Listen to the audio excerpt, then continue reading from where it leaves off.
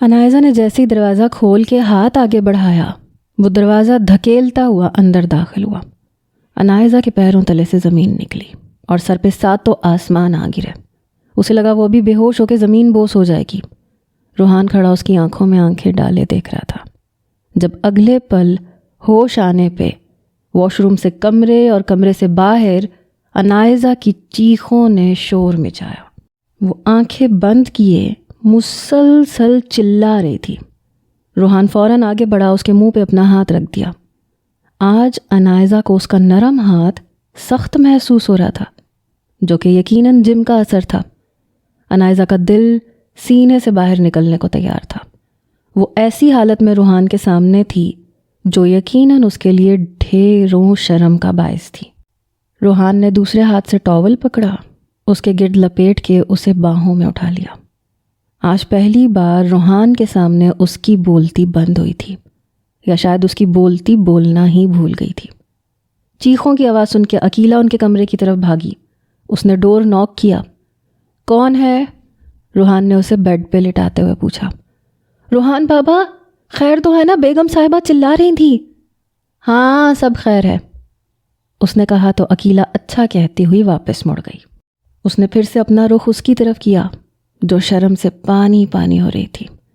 روحان یہ منظر دیکھ کے بہت لطف اندوز ہو رہا تھا، جیسے کبھی انائزہ ہوا کرتی تھی۔ تو کروں پھر بڑوں والا کام؟ روحان اس کی آنکھوں میں دیکھ کے بولا۔ تو تم کیا کرتے ہو میرے بعد؟ اتنی ہمت کہاں سے آئی؟ وہ آنکھیں پھیلائے پوچھ رہی تھی۔ تمہیں ہمت سے کیا مطلب؟ تمہیں تو کام سے غرض ہونی چاہیے، روحان اسے آنکھ مار کے بولا۔ اس کے ایسا کرنے پہ انائزہ نے 3 سے 4 بار پلکیں جھپکائیں۔ اس کی یہ ادا روحان کو بڑی پسند آئی۔ ہاں ہٹو پیچھے، مجھے کپڑے پہننے ہیں، وہ اسے کندھے سے پیچھے دھکیلتے ہوئے بولی۔ کہو تو میں پہنا دوں؟ روحان کی بات سن کے انائزہ نے شرم سے لب بھینچے۔ نہیں، میں خود پہن لوں گی۔ اوکے میں پہناتا ہوں، وہ کہتا ہوا وارڈروب کی جانب گیا اور گرین کلر کا ایک سوٹ نکال کے واپس آیا۔ دو میں خود پہنوں گی۔ روحان کے بدلے تیور دیکھ کے اس کی زبان لڑکھڑا رہی تھی۔ شش، اس نے انائزہ کے ہونٹوں پہ انگلی رکھی۔ میں خود پہناؤں گا۔ بالکل نہیں، ہٹو پیچھے بے شرم، وہ اسے دھکا دیتے ہوئے اٹھی اور اس کے ہاتھ سے کپڑے چھین کے واش روم میں بھاگ گئی۔ آج رات تمہیں سونے نہیں دوں گا۔ انائزہ دروازہ بند کرنے لگی تھی تو روحان کی آواز اس کی سماعت میں پڑی۔ اف، یہ کیا ہو گیا روحان کو؟ اتنا بے شرم، وہ بھی اچانک، یہ کیسے ہو سکتا ہے؟ اوہ، کہیں میں کوئی خواب تو نہیں دیکھ رہی؟ آؤچ، اس نے خود کو چٹکی کاٹی۔ یہ تو حقیقت ہے، لیکن مجھے یقین کیوں نہیں آ رہا؟ وہ مرر کے سامنے کھڑی ہو کے خود ہی کو دیکھنے لگی۔ کیوں انائزہ کدھر گئی تمہاری بے شرمی اور بے حیائی؟ تم ہی تنگ کرتی تھی نا اس کو، بڑوں والے کام کرنے کا کہتی تھیں، کبھی بچے پیدا کرنے کا کہتی تھیں۔ اب تمہارا کیا ہوگا؟ وہ تو واقعی بڑا ہو گیا، اور سچ میں جیسے اس کے ارادے لگ رہے ہیں 4-5 بچے تو پیدا کروا کے ہی چھوڑے گا۔ اوہو، اب میں کیا کروں؟ وہ سر پکڑتے ہوئے نیچے بیٹھ گئی۔ وہ فریش ہو کے باہر نکلی تو روحان کمرے میں نہیں تھا۔ اس نے شکر ادا کیا۔ بالوں کو ڈرائی کرنے کے بعد وہ نیچے چلی گئی۔ وہ ٹیبل کے پاس بیٹھا اس کا ویٹ کر رہا تھا۔ عقیلہ نے لنچ ٹیبل پہ لگایا ہوا تھا۔ انائزہ نے روحان کی طرف دیکھنے کی جرت نہیں کی اور آرام سے بیٹھ کے کھانا کھانے لگی۔ کھانا ختم کرنے کے بعد وہ اسٹڈی روم میں چلی گئی اور شام تک اسٹڈی کرتی رہی۔ جیسی ہی شام ہوئی، انائزہ کو روحان کی بات بار بار یاد آنے لگی۔ آج رات میں تو میں سونے نہیں دوں گا۔ وہ ماتھا پکڑ کے بیٹھ گئی۔ روحان جان بوجھ کے دوبارہ انائزہ کے پاس نہیں گیا تھا تاکہ اسے ٹائم دے سکے ذہن کو ریلیکس کرنے کا۔ ڈنر تیار ہونے پہ اس نے عقیلہ سے کہہ کے انائزہ کو بلوایا۔ عقیلہ انائزہ کو کہنے آئی تو انائزہ اپنے کندھے دباتی ہوئی اٹھی، جو کہ کچھ گھنٹے مسلسل اسٹڈی کرنے کی وجہ سے درد کر رہے تھے۔ وہ لاؤنج میں داخل ہوئی تو کچن کے ایریا میں ٹیبل کے پاس بیٹھے روحان پہ نظر پڑی۔ کچھ دیر تک دونوں نے خاموشی سے ڈنر کیا۔ عقیلہ نے انائزہ کو نوٹ کیا، سوچنے لگی کہ کہاں بیگم صاحبہ اتنا بولتی تھیں، باتیں کرتی تھیں، آج خاموش بیٹھی ہیں۔ خیر اس نے پوچھنا مناسب نہ سمجھا۔ کھانا ختم ہونے کے بعد روحان کمرے کی طرف چل دیا اور انائزہ چھوٹے چھوٹے قدم اٹھاتی اس کے پیچھے چلنے لگی۔ اس کا دل یہ سوچ سوچ کر تیز رفتاری سے دھڑک رہا تھا کہ کیا روحان واقعی آج کچھ کرنے والا ہے۔ جیسے ہی وہ دونوں کمرے میں داخل ہوئے، روحان نے روم لاک کیا، جو کہ آج پہلی بار تھا۔ انائزہ نے آنکھیں پھیلائے روحان کو دیکھا، جو اب اس کی طرف رخ کر کے کھڑا ہو گیا۔ یہ کیوں لاک کیا؟ وہ مضبوط لہجے میں بولنا چاہ رہی تھی، لیکن اس کی زبان لڑکھڑا گئی۔ میری مرضی۔ روحان اس کے قریب ہوا۔ چپ کر کے اپنی جگہ پہ لیٹو، اس نے پہلے کی طرح حکم چلانا چاہا۔ روحان کے ہونٹ کا تل مسکرایا۔ آپ کی حکمرانی کے دن چلے گئے اب مسز روحان۔ اس نے انائزہ کو پیچھے کی طرف دھکیلا تو وہ بیڈ پہ جا کے گری۔ اب مسٹر روحان کی حکمرانی کے دن ہے، جو ہمیشہ رہنے والی ہے۔ وہ جیسی اس پہ حاوی ہونے لگا، انائزہ تیزی سے اٹھی۔ ایسا کچھ نہیں ہونے والا، سمجھ آئی؟ وہ اس کے سینے پہ انگلی رکھ کے اسے پیچھے دھکیلتے ہوئے بولی۔ کیوں؟ خود ہی تو کہتی تھیں کبھی بڑوں والے کام بھی کرو، اب کرنے نہیں دے رہی۔ کوئی کام وام نہیں کرنا، وہ میں چھیڑتی تھی صرف تمہیں، اب میں چھڑ گیا ہوں، کچھ تو کر کے رہوں گا۔ اتنا کہہ کے وہ شرٹ کے بٹن کھولنے لگا۔ انائزہ آنکھیں پھیلائے اسے دیکھ رہی تھی۔ اصل چھکے انائزہ کے تب چھوٹے جب روحان نے شرٹ اتار کے پھینکی، اور اس کی مضبوط باڈی دیکھ کر انائزہ کا منہ کھلا۔ مضبوط بھرے ہوئے بازو، چوڑا مضبوط سینہ، اور پیٹ بھی کافی ہارڈ لگ رہا تھا، البتہ پیکس ابھی نہیں بنے تھے۔ روحان، یہ سب؟ وہ سکتے کی حالت میں روحان کو اوپر سے نیچے تک دیکھ رہی تھی۔ کیوں، شاکڈ ہو گئی؟ اس نے مسکراتے ہوئے کہا۔ ہاں، لیکن تم نے یہ کیسے کیا؟ یہ باتیں بعد کی ہیں، فی الحال مجھے ایک کام کرنا ہے جو بہت ضروری ہے۔ یہ کہہ کے وہ اس پہ حاوی ہوا۔ انائزہ کو لگا جیسے کسی نے اس پہ 2 من وزن لاد دیا ہو۔ روحان! اس سے آگے روحان نے اسے بولنے کے قابل نہیں چھوڑا۔ اس کی بے باکیاں بڑھتی جا رہی تھیں۔ انائزہ خود کو اس سے چھڑوانے کی کوشش کر رہی تھی، لیکن اس کی طاقت کے آگے انائزہ کی ننھی کوشش نے ہار مان لی۔ روحان نے ایک ہاتھ سے لیمپ آف کیا اور انائزہ کو روح تک محسوس کرنے لگا۔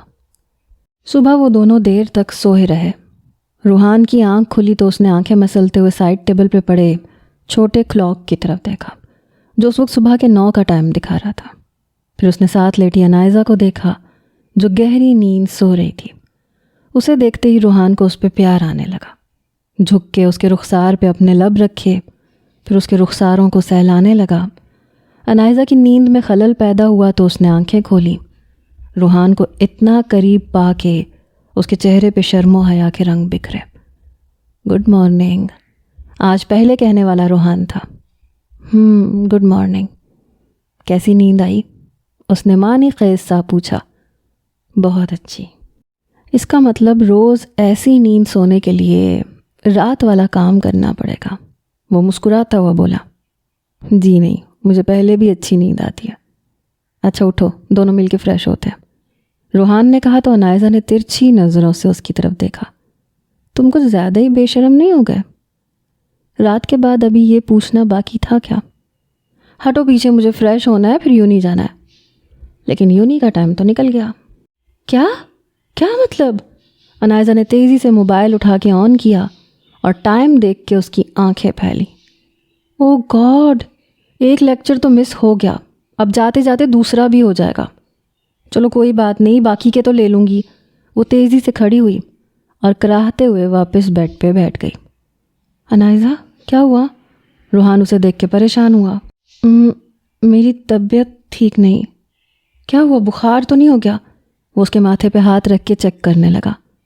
نہیں، بخار نہیں ہے۔ پھر کیا ہے؟ کچھ نہیں، مجھے پین کلر لینی ہے۔ لیکن خالی پیٹ کیسے؟ اس کے لیے تو ناشتہ کرنا پڑے گا۔ ٹھیک ہے، میں فریش ہوتی ہوں، تم عقیلہ سے کہہ دو ناشتہ بنائے۔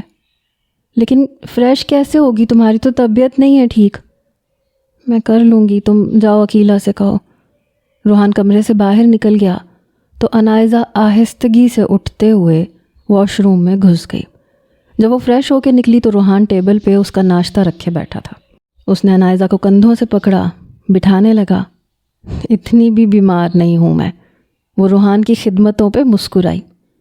جتنی بھی ہو میرے لیے بہت ہو، میں تو ایسے ہی خیال رکھوں گا۔ اچھا تم جلدی سے فریش ہو جاؤ، اکٹھے ناشتہ کریں گے۔ نہیں، تم ناشتہ کر کے پین کلر لے لو، یہ ٹیبل پہ رکھ دی ہے میں نے، اور میں کر لوں گا بعد میں۔ نہیں روحان، اکٹھے کرتے ہیں۔ میں نے کہا نا، تم ناشتہ کر کے پین کلر لو، چلو جلدی کرو۔ روحان آج عنائزہ کی طرح حکم چلا رہا تھا اور وہ آنکھیں پھیلائے اسے دیکھ رہی تھی۔ ٹھیک ہے، کر لیتی ہوں، اس نے کہا تو روحان مسکراتا ہوا واش روم میں چلا گیا۔ عنائزہ نے ناشتہ کر کے پین کلر لی اور بستر پہ لیٹ گئی۔ وہ سوچنے لگی کہ اگر روحان اس پہ حکم چلانے لگا تو وہ کیسے روحان پہ حکم چلائے گی؟ وہ تو پھر اس کے روب تلے آئے گا ہی نہیں۔ کچھ تو کرنا پڑے گا، عنائزہ سوچ رہی تھی جب روحان فریش ہو کے باہر نکلا۔ اس نے ٹیبل کی جانب خالی برتن دیکھے، پھر ٹیبلٹس دیکھیں جس میں سے 2 کھائی گئی تھیں۔ اس نے سوچ رکھا تھا کہ وہ صبح عنائزہ کو خوب چھیڑے گا، لیکن اس کی طبیعت خراب ہونے کی وجہ سے اس کا سارا پلان چوپٹ ہو گیا۔ میں ناشتہ کر کے آتا ہوں، اوکے؟ روحان نے کہا تو عنائزہ نے اس بات میں سر ہلایا۔ وہ کمرے سے باہر نکلا تو عنائزہ کے فون بیل پر اس کی توجہ وہاں گئی۔ اس نے موبائل اٹھایا تو اسکرین پہ لیلا کا نمبر جگمگا رہا تھا۔ ہیلو عنائزہ، خیر تو ہے؟ تم آج یونی نہیں آئی؟ عنائزہ کی کال ریسیو کرتے ہی وہ بولنے لگی۔ ہاں یار، بس کچھ طبیعت نہیں ٹھیک تھی، لیٹ آنکھ کھلی تو اس لیے چھٹی کر لی۔ کیوں، کیا ہوا؟ طبیعت کو کیا ہوا؟ ٹھیک تو ہو نا تم؟ لیلا نے پریشانی سے کہا۔ ہاں، زیادہ مسئلہ نہیں ہے، بس پیٹ میں تھوڑی پین ہے۔ اوہ، تو یہ بات ہے۔ اور جناب کی آنکھ بھی دیر سے کھلی ہے، کہیں رات کو میرے بھائی نے… لیلا بے شرم، چپ کرو، کیسی باتیں کر رہی ہو؟ عنائزہ نے اس کی بات ٹوکتے ہوئے کہا تو لیلا نے کہا لگایا۔ اس کا مطلب میرا تکا صحیح نکلا، وہ ہنستے ہوئے بولی۔ تم نے چپ کرنا یا میں موبائل میں سے کوئی چیز مار کے تمہارا سر پھوڑ دوں؟ عنائزہ چلائی۔ اوکے یار، نہیں کرتی تمہیں تنگ۔ اوکے میں رکھتی ہوں، تم جلدی سے ٹھیک ہو کے صبح یونی آ جانا، اوکے؟ ہاں آ جاؤں گی، عنائزہ نے کہا تو لیلا کال ڈسکنیکٹ کر گئی۔ لیلا نے جینی کو اپنی طرف آتے دیکھا تو حیران ہوئی۔ Why didn't your friend come today؟ وہ اس کے پاس آ کے بولی۔ She is not feeling well، لیلا نے جواب دیا۔ Oh I see، can you give me her phone number؟ Sorry I can't give without her permission، لیلا نے انکار کیا کیونکہ وہ جانتی تھی جینی کو بھیجنے والا ایڈورڈ ہے۔ اوکے سی یو لیٹر، وہ کہتی ہوئی واپس مڑ گئی۔ ویسے تو جینی نہ ہی لیلا کو اور نہ ہی عنائزہ کو اچھا سمجھتی تھی، لیکن ایڈورڈ کی کسی بھی بات سے اس نے کبھی انکار نہیں کیا تھا۔ روحان میں بور ہو رہی ہوں، کوئی مووی لگا لو، عنائزہ نے منہ بسورتے ہوئے کہا۔ اوکے کون سی لگاؤں؟ روحان نے ٹی وی چلایا۔ کوئی بھی اچھی سی، سامنے موویز کی لسٹ تھی۔ عنائزہ نے ان میں سے ایک مووی بتائی۔ نہیں یہ نہیں، کوئی اور دیکھتے ہیں، روحان نے کہا کیونکہ وہ یہ مووی دیکھ چکا تھا۔ اچھا پھر اس کے ساتھ والی لگا لو۔ نہیں یہ بھی نہیں۔ اچھا پھر وہ والی لگاؤ جو لاسٹ پہ ہے۔ نہیں وہ خاص نہیں ہے، اچانک روحان کے منہ سے نکلا۔ کیا مطلب خاص نہیں ہے؟ کیا تم نے یہ دیکھی ہوئی ہے؟ عنائزہ کو حیرت کا جھٹکا لگا۔ روحان مسکرانے لگا اور اسبات میں سر ہلایا۔ اس کا مطلب جب سے میں نے یونی سٹارٹ کی ہے تم روز موویز دیکھتے ہو؟ ہاں، تمہارے بعد اور کرنا بھی کیا ہوتا ہے؟ اچھا، تو اس کا مطلب تم یہ موویز دیکھ دیکھ کے ٹرینڈ ہوئے ہو۔ اس نے روحان کے بازو پہ تھپڑ لگایا جس پہ روحان ہنس کے رہ گیا۔ اور یہ بتاؤ یہ باڈی کیسے بنائی؟ جم کے ذریعے۔ جم باہر کرنے جاتے ہو؟ نہیں گھر میں، روحان نے کہا تو عنائزہ سوچ میں پڑ گئی۔ تم نے جم کے انسٹرومنٹس گھر میں منگوائے ہیں؟ عنائزہ نے سوچ کے کہا۔ ہاں، ایک روم میں فٹ ہے سب۔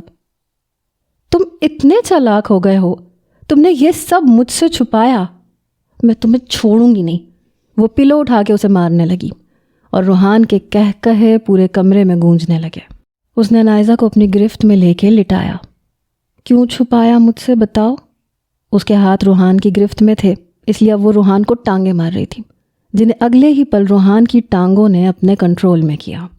لگتا ہے پین کلر نے اپنا کام دکھا دیا ہے، تمہاری طبیعت اب بالکل ٹھیک ہو گئی ہے۔ اس نے عنائزہ کی گردن پہ ہونٹ رکھے تو عنائزہ کے دماغ میں خطرے کی گھنٹیاں بجنے لگیں۔ ہٹو پیچھے، اب میں تمہیں کچھ نہیں کرنے دوں گی۔ اس نے اسے دھکیلنا چاہا لیکن ناکام رہی۔ روحان اس کی طرف دیکھ کے مسکرانے لگا۔ عنائزہ کی نظر اس کے ہونٹ کے نچلے تل پہ پڑی جو پورے شوق سے مسکرا رہا تھا۔ کہہ دو جو دل میں سوچ رہی ہو۔ کیا سوچ رہی ہوں میں؟ اس نے فوراً سے تل سے نظر ہٹا کے اس کی آنکھوں میں دیکھا۔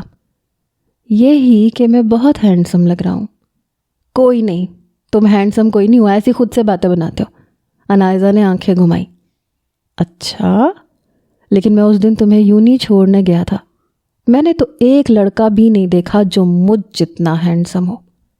او ہو، تمہیں غلط فہمی ہے، یونی میں بہت سے لڑکے ہیں جو تم سے زیادہ ہینڈسم ہیں۔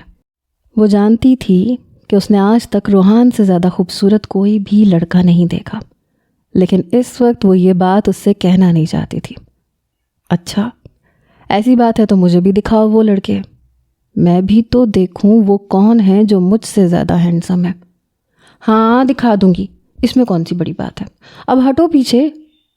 وہ میں سوچ رہا تھا کچھ کر لیا جائے، روحان نے مسکراتے ہوئے کہا۔ روحان، تم اٹھو ابھی کے ابھی۔ اوکے، روحان نے کہہ کے عنائزہ کے ہونٹوں پہ چھوٹی سی کس کی اور اس سے الگ ہوا۔ بہت بھاری ہو گئے ہو تم، عنائزہ منہ بسوڑتے ہوئے بولی، جس پہ وہ مسکرا کے رہ گیا۔ ان کا باقی کا سارا دن باتیں کرتے ہوئے اور لان میں ٹہلتے ہوئے گزر گیا۔ رات کو روحان نے عنائزہ کا خیال کرتے ہوئے اسے بخش دیا اور وہ دونوں لائٹ آف کر کے سو گئے۔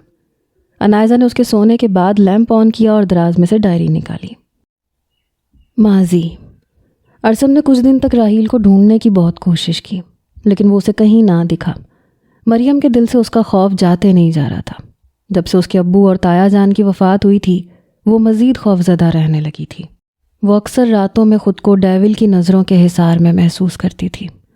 آج رات مریم اور ارسم سو رہے تھے جب مریم کو کھڑکی سے کھٹ کھٹ کی دوبارہ سے آواز سنائی دی، جس وجہ سے مریم کی آنکھ کھل گئی۔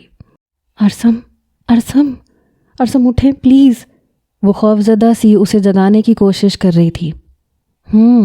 ارسم غنودگی کی حالت میں بولا، پلیز اٹھیں۔ کیا ہوا؟ وہ ادھر کھڑکی میں کوئی ہے۔ کون ہے؟ ارسم اٹھ کے بیٹھا۔ میں نے آواز سنی، آپ دیکھیں۔ ارسم اٹھ کے کھڑکی کے پاس گیا، آس پاس دیکھا، لیکن کوئی نظر نہیں آیا۔ مریم، کوئی نہیں ہے، تم کیوں ڈر رہے ہو؟ وہ کھڑکی بند کر کے واپس آیا۔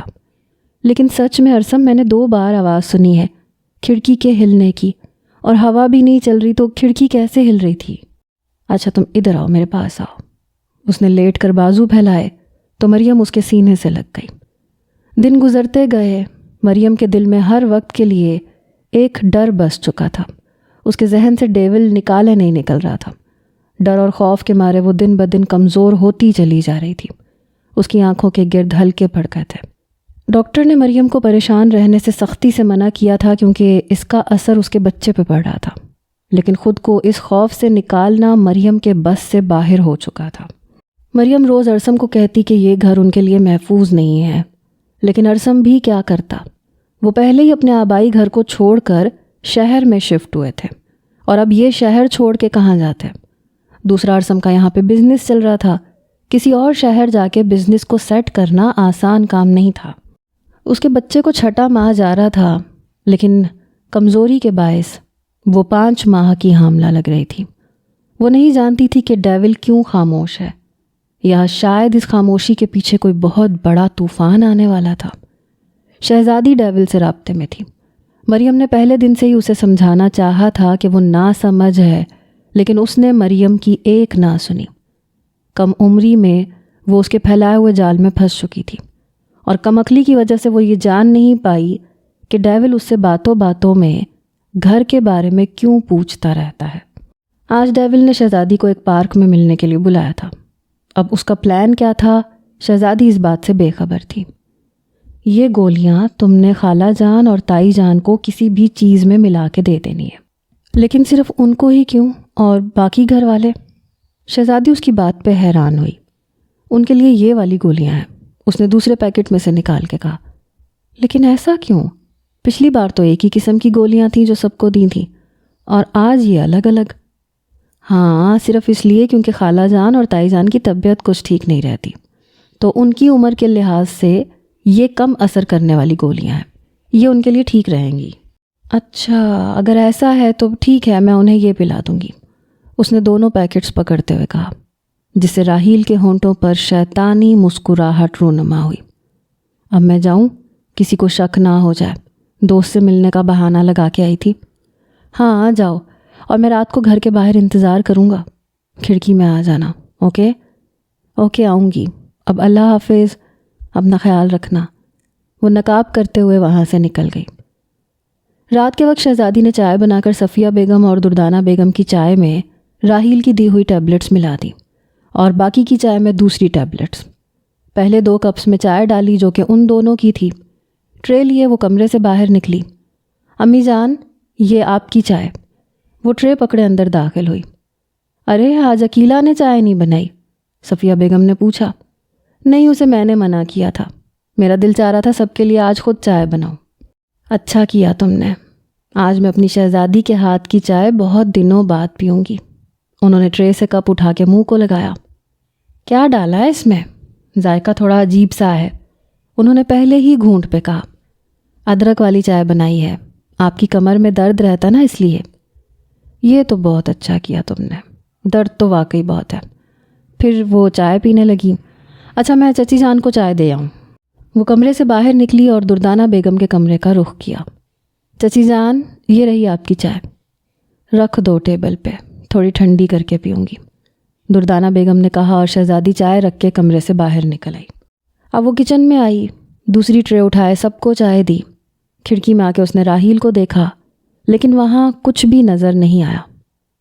راحیل کہاں رہ گئے آپ؟ کچھ دیر وہ وہیں کھڑی راحیل کا انتظار کرتی رہی، جب اسے نیچے سے مریم کی چیخوں کی آواز سنائی دی۔ وہ بھاگتی ہوئی نیچے گئی تاکہ دیکھ سکے کہ کیا ہوا ہے۔ امی جان، امی جان اٹھیں، آپ کو کیا ہوا؟ مریم حلق کے بل چلا رہی تھی۔ صفیہ بیگم کے منہ سے سفید جھاگ نکل رہا تھا، ان کا تکیہ بھگو رہا تھا۔ شہزادی گھٹنوں کے بل زمین پہ گری۔ امی جان، آنکھیں کھولیں، وہ چیختے ہوئے رو رہی تھی۔ اس کی چیخیں سن کے سب گھر والے اکٹھے ہوئے۔ تائی جان، ارسم کمرے میں آیا۔ کیا ہوا تائی جان کو؟ اس نے مریم سے پوچھا۔ پتہ نہیں، جب میں آئی تو یہ ایسے تھیں، مریم نے ہچکیوں میں بتایا۔ ارسم نے ان کی نبض چیک کی تو وہ رکی ہوئی تھی۔ ان کی نبض نہیں چل رہی، ارسم نے سختے کی حالت میں کہا۔ نہیں نہیں، ایسا نہیں ہو سکتا، امی جان پلیز آنکھیں کھولیں۔ ابو جان بھی چھوڑ کے چلے گئے، پلیز آپ نہ جائیں، میں مر جاؤں گی۔ دردانہ بیگم بھاگی ہوئی آئیں، ان کا حال بھی مریم جیسا تھا۔ ان کے منہ سے جھاگ نکل رہی ہے، انہیں زہر دیا گیا ہے، آخری بار کیا کھایا انہوں نے؟ عقیلہ کو بلاؤ جلدی، ارسم حلق کے بل چلایا۔ شہزادی جو سکتے کی حالت میں اپنی ماں کی طرف دیکھ رہی تھی، ارسم کی بات سن کے ہوش میں آئی۔ عقیلہ بھاگتی ہوئی کمرے میں داخل ہوئی۔ کیا کھلایا ہے تم نے انہیں؟ ارسم عقیلہ کو دیکھتا ہوا چلایا۔ میں نے کچھ بھی نہیں کیا صاحب جی، قسم لے لیں، عقیلہ گھبرائی ہوئی بولی۔ شہزادی فوراً کھڑی ہو کے بھاگنے لگی۔ تو کیا ہوا ہے انہیں مجھے بتاؤ، ارسم نے عقیلہ کو جھنجھوڑتے ہوئے کہا۔ وہ آخری بار انہوں نے چائے پی ہے، وہ شہزادی بی بی نے بنائی تھی۔ ارسم نے ٹیبل پہ پڑے ہوئے کپ کی طرف دیکھا جو گرا ہوا تھا، اور اس میں سے کچھ چائے نکل کے فرش پہ گری ہوئی تھی۔ نہیں، شہزادی ایسا نہیں کر سکتی، مریم ارسم کی طرف دیکھ کے بول رہی تھی۔ مجھے بھی شہزادی چائے دے کے گئی تھی، میں پینے ہی والی تھی جب مریم کی آواز سن کے یہاں آ گئی، دردانہ بیگم نے کہا۔ کیا شہزادی؟ ارسم کے رونگٹے کھڑے ہونے لگے۔ ابھی کہاں ہے وہ؟ ارسم نے پوچھا۔ اسے میں نے بھاگتے دیکھا ہے صاحب جی، عقیلہ نے کہا۔ ارسم کمرے سے باہر نکلا، مریم بھی سکتے کی حالت میں کھڑی ہو کے ارسم کے پیچھے بھاگی۔ انہوں نے شہزادی کا کمرہ دیکھا لیکن وہ وہاں نہیں تھی۔ سب ڈھونڈو اس کو، کہاں ہے وہ؟ ارسم نے چلاتے ہوئے کہا۔ شہزادی چھت کے کنارے کی طرف چلتی ہوئی ہچکیوں سے رو رہی تھی۔ اسے یقین نہیں آ رہا تھا کہ وہ اپنی ماں کو زہر دے کے مار چکی ہے۔ اسے راحیل کی باتیں یاد آنے لگیں، اس کا پیار، اس کی محبت، اس کے وعدے، اس کی قسمیں، ایک ایک چیز یاد کر کے اس کا دل درد سے چلا رہا تھا۔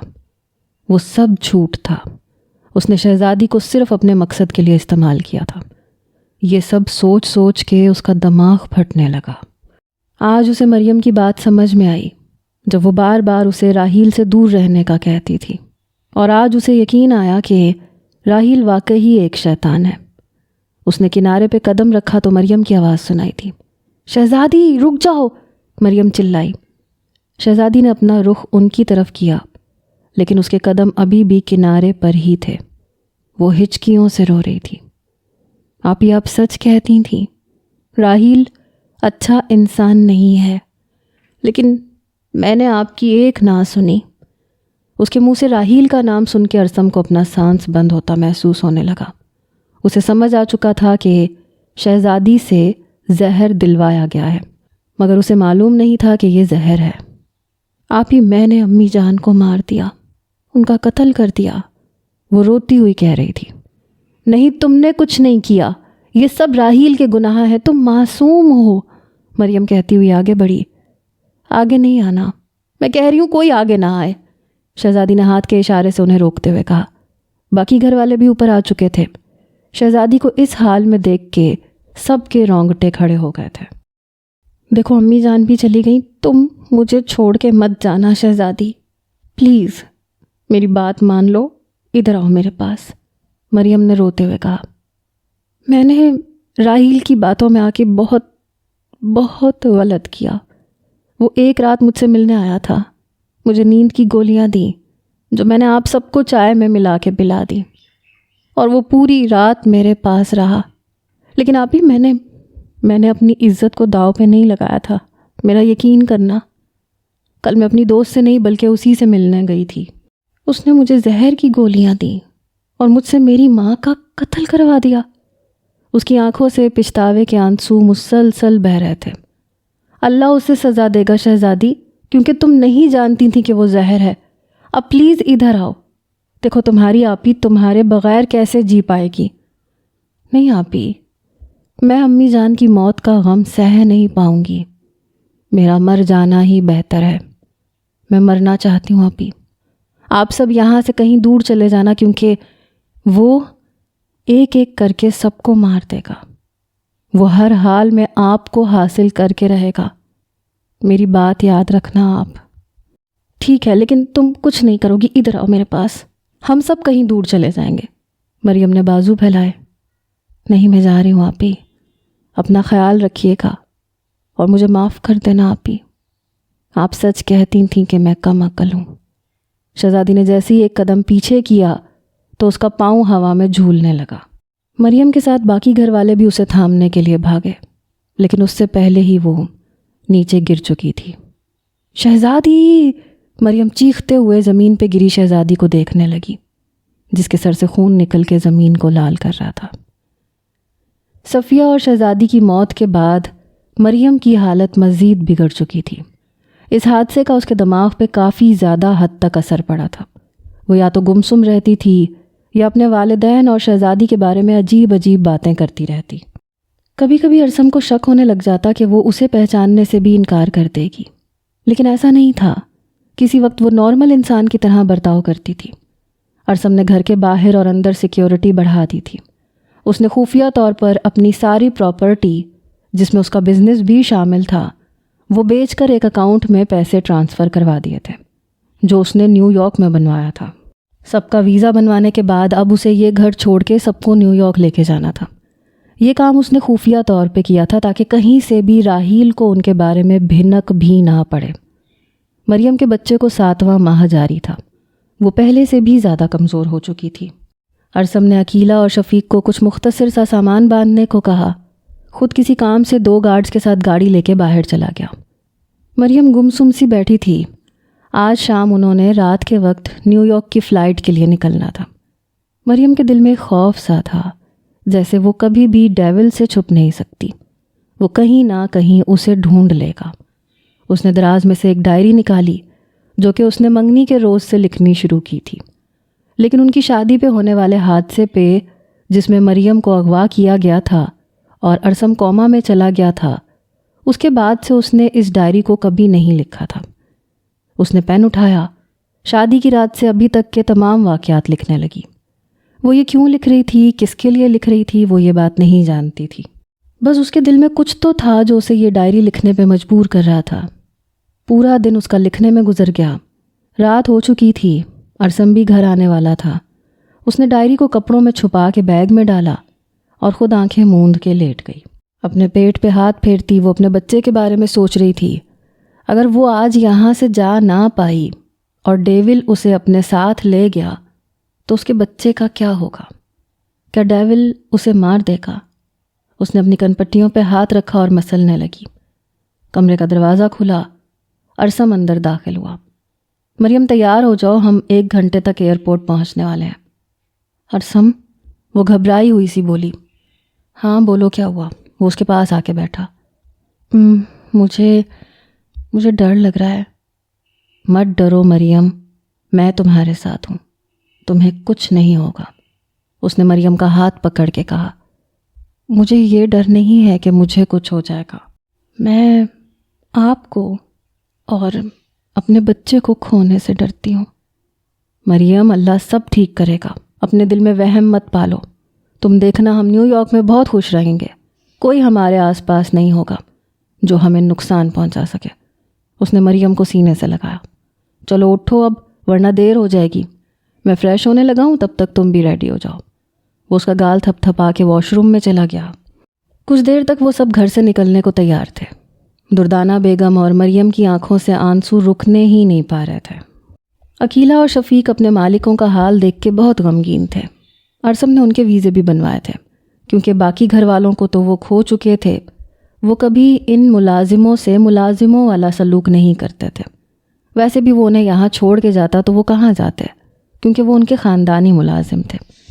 ایک گاڑی میں ارسم، دردانہ بیگم اور مریم تھے، ساتھ میں 2 سیکیورٹی گارڈز تھے۔ دوسری گاڑی میں عقیلہ، شفیق اور ایک سیکیورٹی گارڈ تھا۔ 10 بجے کی فلائٹ تھی، 9 بجے وہ سب نکل پڑے تھے۔ ابھی انہوں نے آدھے گھنٹے کا ہی راستہ طے کیا تھا جب ایک کلہاڑی گھومتی ہوئی آئی اور ارسم کی گاڑی میں ایک سیکیورٹی گارڈ کے سر میں دھنس گئی۔ یہ خوفناک منظر دیکھ کے مریم اور صفیہ بیگم چلانے لگی۔ گاڑی نہیں رکنی چاہیے، چلاتے رہو، ارسم نے ڈرائیور سے کہا، اور وہ تیز رفتاری میں گاڑی چلانے لگا۔ جب اگلے ہی پل دوسری کلہاڑی گھومتی ہوئی آئی اور ان کی گاڑی کے ٹائر میں دھنس گئی، ساتھ ہی ان کی گاڑی کی بریک لگی۔ صبح روحان کے جگانے سے انائزہ کی آنکھ کھلی۔ اٹھ جاؤ، یونی بھی تو جانا ہے، روحان نے کہا۔ انائزہ اٹھ کے بیٹھی، گہری نظروں سے روحان کی طرف دیکھنے لگی کہ اس کے خاندان پہ کیسے کیسے مظالم ڈھائے گئے۔ کیا ہوا، ایسے کیا دیکھ رہی ہو؟ روحان اس کی عجیب نظروں سے حیران ہوا۔ کچھ نہیں، بس ایسے ہی۔ انائزہ اٹھ کے واش روم میں چلی گئی۔ روحان پریشان نظروں سے اسے دیکھنے لگا۔ انائزہ نے خاموشی سے ناشتہ کیا اور شفیق کے ساتھ یونی جانے لگی۔ آج میں تمہیں چھوڑنے جاؤں گا، روحان نے کہا تو انائزہ نے اس کی طرف حیرت سے دیکھا۔ لیکن واپسی پہ تم اکیلے کیسے آؤ گے؟ میں آ جاؤں گا، اتنی ہمت آ گئی ہے اب مجھ میں۔ ہرگز نہیں، میں شفیق کے ساتھ چلی جاؤں گی، وہ سنجیدگی سے بولی۔ لیکن انائزہ، میں کب تک گھر بیٹھوں گا؟ مجھے بھی باہر جانا ہے۔ جاؤ، لیکن اکیلے نہیں، مجھے ساتھ لے کے جاؤ یا شفیق کو لے کے جاؤ۔ مجھے اب کسی کے سہارے کی ضرورت نہیں ہے، میں اب بالکل ٹھیک ہوں۔ روحان کو انائزہ کا یوں کہنا بالکل بھی اچھا نہیں لگا تھا۔ جو بھی ہے، یہ زمانہ نہیں ہے اکیلے نکلنے کا۔ تمہیں ساتھ چلنا ہے تو چلو، لیکن شفیق بھی ہمارے ساتھ جائے گا۔ نہیں، تم جاؤ شوق سے شفیق کے ساتھ، میں کہیں نہیں جاتا۔ وہ غصے سے اٹھ کے کمرے میں چل دیا۔ انائزہ کو روحان آج پہلی بار اتنا سیریس لگا تھا۔ آج پہلی بار اسے روحان کے چہرے پہ صحیح معنوں میں غصہ نظر آیا تھا۔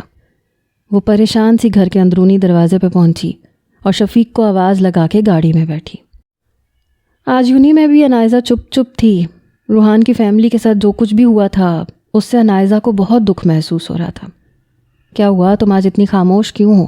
لیلا نے کہا۔ کچھ نہیں، بس طبیعت کچھ ٹھیک نہیں ہے۔ کیا بھائی نے آج پھر؟ شٹ اپ یار، ایٹ لیسٹ اس وقت کسی بھی قسم کا مذاق مت کرو۔ اوکے نہیں کرتی، لیکن میرے پاس کچھ ہے تمہیں بتانے کے لیے، لیلا نے کہا تو انائزہ نے اس کی طرف دیکھا۔ وہ کیا؟ وہ یہ کہ میں نے ایڈورڈ کے بارے میں انفارمیشن لے لی ہے۔ کیا؟ لیکن تم تو اس معاملے سے دور رہنا چاہتی تھی۔ ہاں لیکن تمہیں دوست مانا ہے تو پھر تمہارا ساتھ تو دینا ہی تھا، اس نے مسکراتے ہوئے کہا۔ اچھا پوچھو گی نہیں انفارمیشن کیا ملی؟ اس دن تو بہت جلد بازی ہو رہی تھی۔ ہاں بتاؤ کیا پتہ چلا؟ پتہ یہ چلا ہے کہ ایڈورڈ کی جو اس وقت مدر ہیں وہ اس کی سٹیپ مدر ہے، لیکن یہ بات سب سے چھپائی گئی ہے۔ اس کی ریئل مدر ایک پاکستانی لڑکی تھی۔ کیا؟ لیکن اس کے ڈیڈ نے ایک پاکستانی لڑکی سے شادی کیوں کی؟ انائزہ نے حیرت سے پوچھا۔ دونوں کی طرف سے لو میرج تھی اور شادی کے 10 سال بعد تک وہ اکٹھے رہے، لیکن اس کے ڈیڈ نے اس شادی کو خفیہ رکھا، اور وہ پہلے سے ہی شادی شدہ تھا۔ وہ لڑکی اس کے خاندان کی تھی، اس میں سے اسے اولاد نہیں تھی۔ پھر کیا ہوا؟ انائزہ کو تجسس ہوا۔ پھر کیا؟ جب ایڈورڈ 9 سال کا تھا تو اس کی موم کو ان کی پہلی وائف کے بارے میں معلوم ہو گیا، اور پھر لڑائی جھگڑے شروع ہو گئے۔ اس نے پہلی وائف کو ڈیورس دینے کا کہا تو وہ نہیں مانا۔ پھر ایک دن مجبور ہو کے اس نے خود ہی ڈیورس لے لی، لیکن ایڈورڈ کے ڈیڈ نے کسی بھی صورت ایڈورڈ کو اسے ساتھ لے جانے نہیں دیا، اور اس کے جانے کے بعد اس نے ایڈورڈ کو یہ بتایا کہ اس کی موم کسی اور میں انٹرسٹڈ تھی، اس لیے وہ ڈیورس لے کے واپس پاکستان چلی گئی ہیں۔ بس یہی وجہ ہے کہ ایڈورڈ پاکستانی لوگوں سے، خاص کر لڑکیوں سے نفرت کرتا ہے۔ وہ بچہ تھا، اسے جو بتایا گیا اس نے یقین کر لیا۔ لیکن تم یہ بتاؤ تم نے اتنی انفارمیشن کہاں سے لی؟ انائزہ نے کہا۔ تم آم کھاؤ گٹھلیاں مت گنو، لیلا ہنستے ہوئے کہنے لگی۔ تم یہ بتاؤ کہ اب تم کیا کرو گی؟ ایڈورڈ کے بارے میں انفارمیشن تو میں نے تمہیں لے دی۔ کچھ نہیں یار، پہلے بہت کچھ سوچ رکھا تھا، لیکن اب کچھ نہیں کرنا۔ کیا پتہ وہ بھی دوسرا ڈیول بن کے میری زندگی برباد کرتا ہے۔ کیا مطلب دوسرا ڈیول؟ لیلا حیران ہوئی۔ کچھ نہیں، چھوڑو، چلو لیکچر کا ٹائم ہے۔ وہ دونوں کلاس کی طرف ہو لیں۔ انائزہ اور لیلا گراؤنڈ میں بینچ پہ بیٹھی تھی جب ایڈورڈ ان کے پاس آ گیا۔ I want to talk to you, اس نے انائزہ سے کہا تو وہ ناپسندیدگی سے اسے دیکھنے لگی۔ It's lecture time, we will talk later, اس نے اپنے غصے پہ کنٹرول کرتے ہوئے انائزہ کا ہاتھ پکڑا۔ ہے لیو می، وہ تلخ لہجے سے بولی، جس کا ایڈورڈ پہ کوئی اثر نہیں ہوا۔ تمہیں ایک بات سمجھ میں نہیں آتی ہے کیا؟ جب میں نے تم سے کہہ دیا کہ میں نہیں بات کرنا چاہتی تو مطلب کہ نہیں کرنا چاہتی۔ وہ غصے سے چلائی، جس سے آس پاس کے اسٹوڈنٹس انہیں دیکھنے لگے۔ ایڈورڈ نے سرد نظروں سے آس پاس دیکھا، کیونکہ یہاں کوئی نہیں جانتا تھا کہ اسے اردو بولنا اور سمجھنا آتی ہے۔ اس نے انائزہ کے ہاتھ پہ گرفت سخت کی، جس سے انائزہ کو تکلیف ہونے لگی۔ میرا ہاتھ چھوڑو، تمہارے دماغ میں پاکستانی لڑکیوں کے بارے میں جو بھی غلط فہمیاں بھری ہوئی ہیں انہیں اپنے دماغ سے نکالو، کیونکہ میں کبھی بھی اپنے پیار سے بے وفائی نہیں کرنے والی۔ وہ لوگوں کا خیال کرتے ہوئے آہستہ لیکن ایک ایک لفظ چبا کے بول رہی تھی۔ حیرت سے ایڈورڈ کی آنکھیں سکڑیں اور اس کی گرفت ڈھیلی پڑی۔ انائزہ لیلا کو لیے کلاس روم کی طرف چل دی اور وہ سوچتا رہ گیا کہ انائزہ کیسے یہ بات کر گئی۔ کیا وہ اس کی فیملی کے بارے میں جان چکی تھی؟ وہ تیز قدموں سے واپس مڑا۔ انائزہ آج خاموش ہی رہی تھی۔ پورا دن اسٹڈی میں گزارنے کے بعد اب چھٹی کا وقت تھا۔ وہ گیٹ پر شفیق کو دیکھنے کے لیے آئی تھی۔ ایڈورڈ غصے سے آیا اور انائزہ کا ہاتھ پکڑ کے اپنی گاڑی کی طرف چلنے لگا۔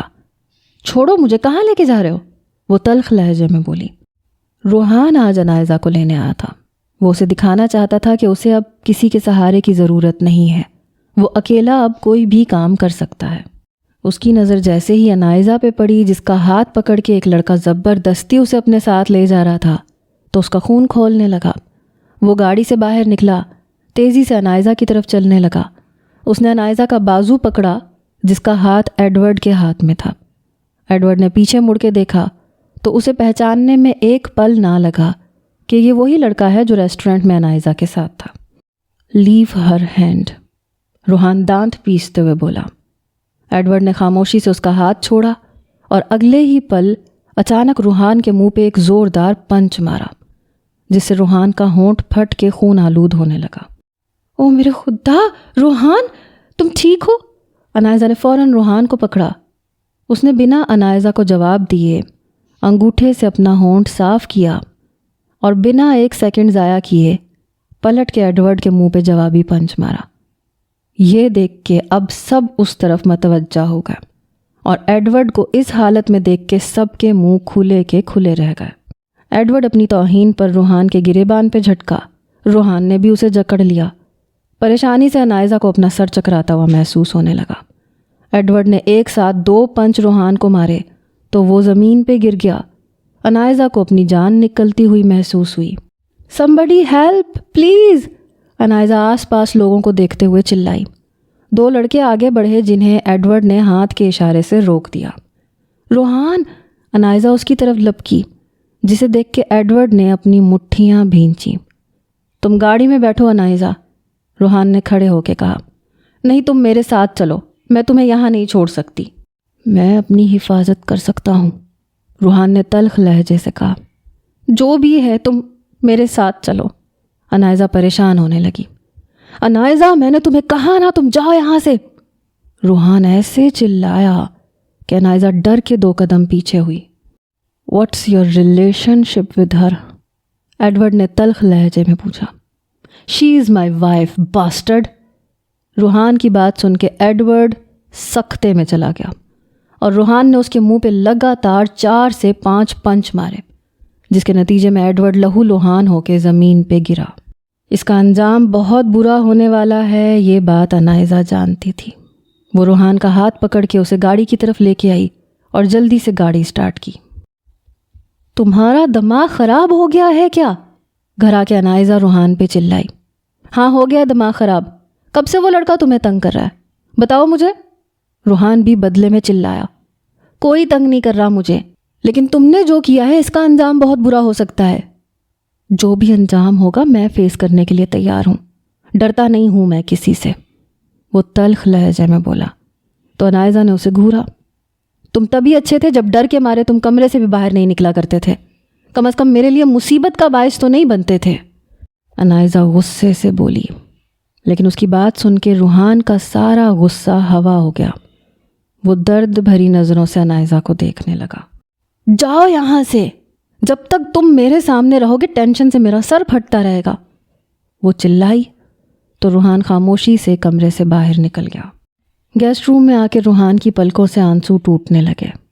کیا انائزہ کو وہی روحان اچھا لگتا تھا جو اس کا ہر حکم بجا لاتا تھا، جو کبھی زبان نہیں کھولتا تھا، جو کبھی ضد نہیں کرتا تھا، جو ایک کونے میں بیٹھا صرف روتا تھا؟ یہ سب سوچ سوچ کے روحان کا دل درد کی شدت سے پھٹنے لگا۔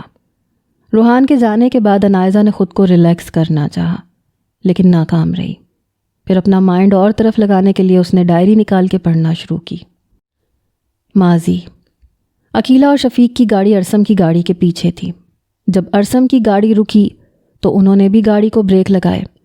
سڑک کے آس پاس چھپے ہوئے سیاہ لباس والے 10-12 شخص باہر نکلے۔ انہیں دیکھ کر مریم کو اپنا سانس بند ہوتا محسوس ہو رہا تھا۔ اس کے دل میں جو ڈر تھا آخر وہی ہو رہا تھا۔ اتنے سارے دشمن دیکھ کے ارسم کے سیکیورٹی گارڈ نے مسلسل ان پر گولیوں کی برسات کی، جس کے نتیجے میں 3 سے 4 سیاہ لباس والے زمین بوس ہو گئے۔ لیکن اگلے ہی پل کلہاڑی گھومتی ہوئی آئی اور اس کی گردن میں دھنس گئی۔ ارسم نے بھی اپنی گن نکال کے ہاتھ میں لے لی۔ اسے دیکھ کے مریم کی حالت بگڑنے لگی۔ عقیلہ اور شفیق کی طرف ان میں سے کوئی نہیں آیا تھا، لیکن ان کا سیکیورٹی گارڈ جب گاڑی سے اتر کے ان پہ حملہ آور ہونے لگا تو اس کی کمر میں ایک سیاہ لباس والے نے کلہاڑی پیوست کر دی اور سیکیورٹی گارڈ کی چیخیں آسمان تک پہنچنے لگیں۔ مریم نے پیچھے مڑ کے یہ منظر دیکھا تو وہ خوف سے چلانے لگی، ارسم، چچی جان، آپ دونوں بھاگ جائیں، وہ مجھے حاصل کرنا چاہتا ہے، پلیز آپ دونوں بھاگ جائیں، وہ ہچکیوں سے روتے ہوئے بولی۔ پورے خاندان کو تو وہ کھو چکی تھی، اب وہ کسی صورت ان دونوں کو کھونا نہیں چاہتی تھی، کبھی بھی نہیں۔ ہم یہاں سے ضرور جائیں گے، لیکن ایک ساتھ، ارسم نے کہا اور گاڑی سے باہر نکلا۔ ارسم پلیز باہر مت نکلیں، چچی جان انہیں روکیں، مریم مسلسل کہہ رہی تھی۔ دردانہ بیگم بھی اسے آوازیں لگاتی رہیں لیکن ارسم نے ان کی ایک نہ سنی۔ ایک شخص ارسم کی طرف چلنے لگا تو ارسم نے اس کے سینے کا نشانہ باندھا۔ گولی اس کے سینے میں پیوست ہو گئی اور اگلے ہی پل وہ زمین بوس ہو کے تڑپنے لگا۔ دوسرے شخص نے جب اپنے ساتھی کا یہ حال دیکھا تو وہ ارسم کی طرف کلہاڑی گھمانے لگا۔ ارسم تیزی سے جھکا اور کلہاڑی اس کے سر سے ہوتی ہوئی ارسم کے پیچھے کھڑے سیاہ لباس والے کے سینے میں دھنس گئی اور وہ زمین پہ گرا۔ ارسم نے 1 سیکنڈ بھی ضائع کیے بنا اس شخص کے پیٹ میں فائر کیا۔ اس طرح اس کا بھی خاتمہ ہو گیا۔ ارسم کے دوسرے سیکیورٹی گارڈ نے بھی نہ آؤ دیکھا نہ تاؤ، فائرنگ شروع ہو چکی تھی جس سے 3 سے 4 سیاہ لباس والوں کا خاتمہ ہو گیا۔ لیکن تبھی ایک کلہاڑی گھومتی ہوئی سیکیورٹی گارڈ کا بازو کاٹ گئی۔ وہ چیختا ہوا زمین پہ بیٹھا، اس کے بازو سے خون کے فوارے نکل رہے تھے۔ گاڑی میں بیٹھی مریم نے جب اس کی طرف دیکھا تو خوف سے لمبے لمبے سانس لینے لگی۔